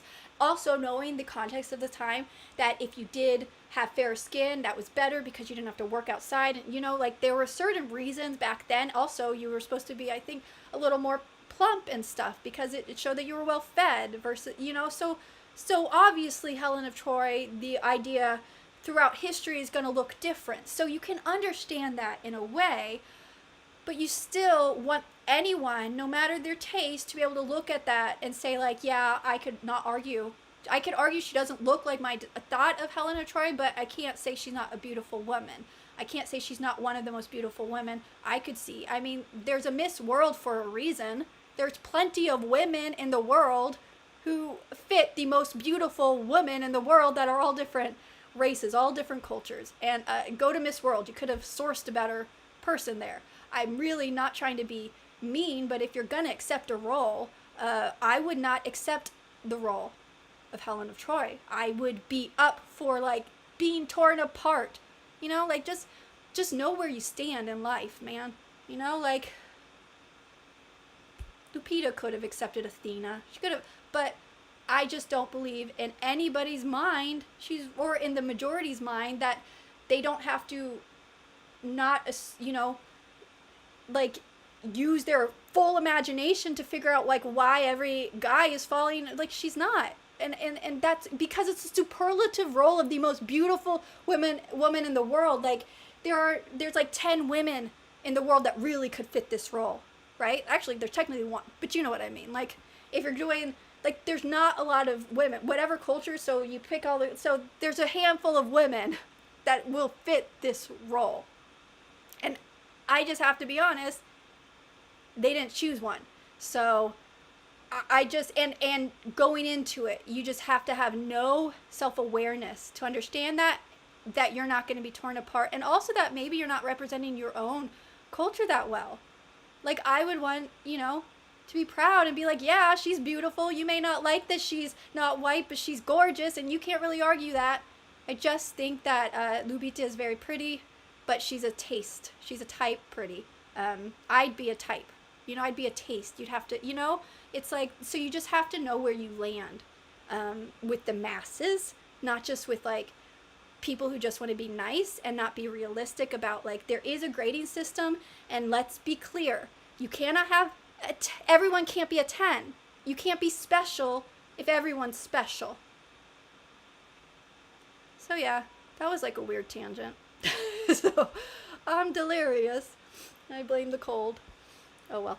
Okay, and I will check out this long word that I will, he does a lot of funny Sims challenges. You laugh at them. Okay, ambiguous amphibian. I say words. Okay, and then Dr. M69 an Assassin's Creed remake just released, and it was about, okay, so it's just released. I must have seen someone, and I've just skipped over it. I've seen a lot of House of the Dragons. I've never watched it, but there's so much stuff talking about it now. It makes me, like, wonder. It's all men stuff. I follow a lot of men on YouTube. I don't really relate to all the women, but the men really do talk about, like, movies and things, and I'm like, I'm never gonna watch this, and it doesn't even look interesting. And it's not because I think it's bad. It's just not. It's clearly not for me. It's not my style. It's too stressful. I don't handle. I can handle stress, but, like, you know, fighting, wars, like, I don't watch that. Adventure, no. At least she wasn't played by a dude. I appreciate that. That's true. That is true. I mean, I guess if we're having to, like, yeah, fine, like, well, at least. Okay, and the last one, the Black Flag, it's fun. Oh, Davis Course is saying Assassin's Creed Black Flag is fun, and I'm sure remakes is too. If you cross that game in Silent Hunter with all of its naval navigation strategy would be fun. See, that's what I think. It's like they didn't want to think about how to do it where it really could be successful. I really think it could have. And again, I'm not a gamer, male gamer at least, and I'm not even a female gamer. I play some games. Like, there was a big difference.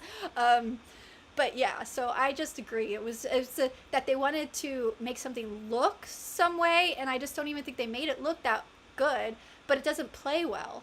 And that's what I'm finding when most of the people are saying. Things just, like, they don't make sense, and they didn't think about how to make it an interesting game where you can think and do all the stuff, you know? Like, the strategy isn't a bad thing. It's just, like, what else, right? Anyway, so guys, this is, like, 3 hours. 3 hours, we did it somehow, and I did an hour longer than I've ever done, probably because it's 10:30. This is where the insomnia kicks in. So maybe I should start doing midnight feeds, but I do actually have to, you know, try to sleep. Anyway, I hope you guys enjoyed this. I know most people don't, like, stay for the whole time, even if you like me. So I do appreciate any of you staying at any point in time, and I never judge you if you have to leave. you have lives. I established time specifically for this. I don't expect everyone to be able to do it. Anyone, Chris Moore, if you get to this, hi. I don't know if you'll get to this point. Usually he checks them out, my videos out later. But he's a good guy. He's very supportive. He offered to send me a new camera, which is really, I just think he's awesome. I don't have a PO box or anything to accept things right now, but it was a very nice offer and gesture, and just I want to shout out to him for that. Just great guy, very, very nice. We like me a little bit. Thank you, Dr. M69 Heart. Thank you guys for leaving all these comments and stuff, and coming back and leaving these messages always. But really check my posts and stuff. You don't have to engage, you don't have to like them or anything. I see a lot of people looking, a lot of people don't press the thumbs up. That's fine. I don't need you to like change your algorithm for it, but definitely come back frequently. I will be posting, so if you're wondering where I am posting. It's just you're probably not getting it on your feed. So anyway, I will see you. I'm going to press the end stream and all these buttons, and then it's going to tell me that it's not live, but I found out that it's actually live for like 30 seconds longer than it tells me that it's not live. Really weird. But anyway, okay, so bye. I'm pressing end. Bye, everybody. Bye. I'm still saying bye. I'm going to do it for like a minute.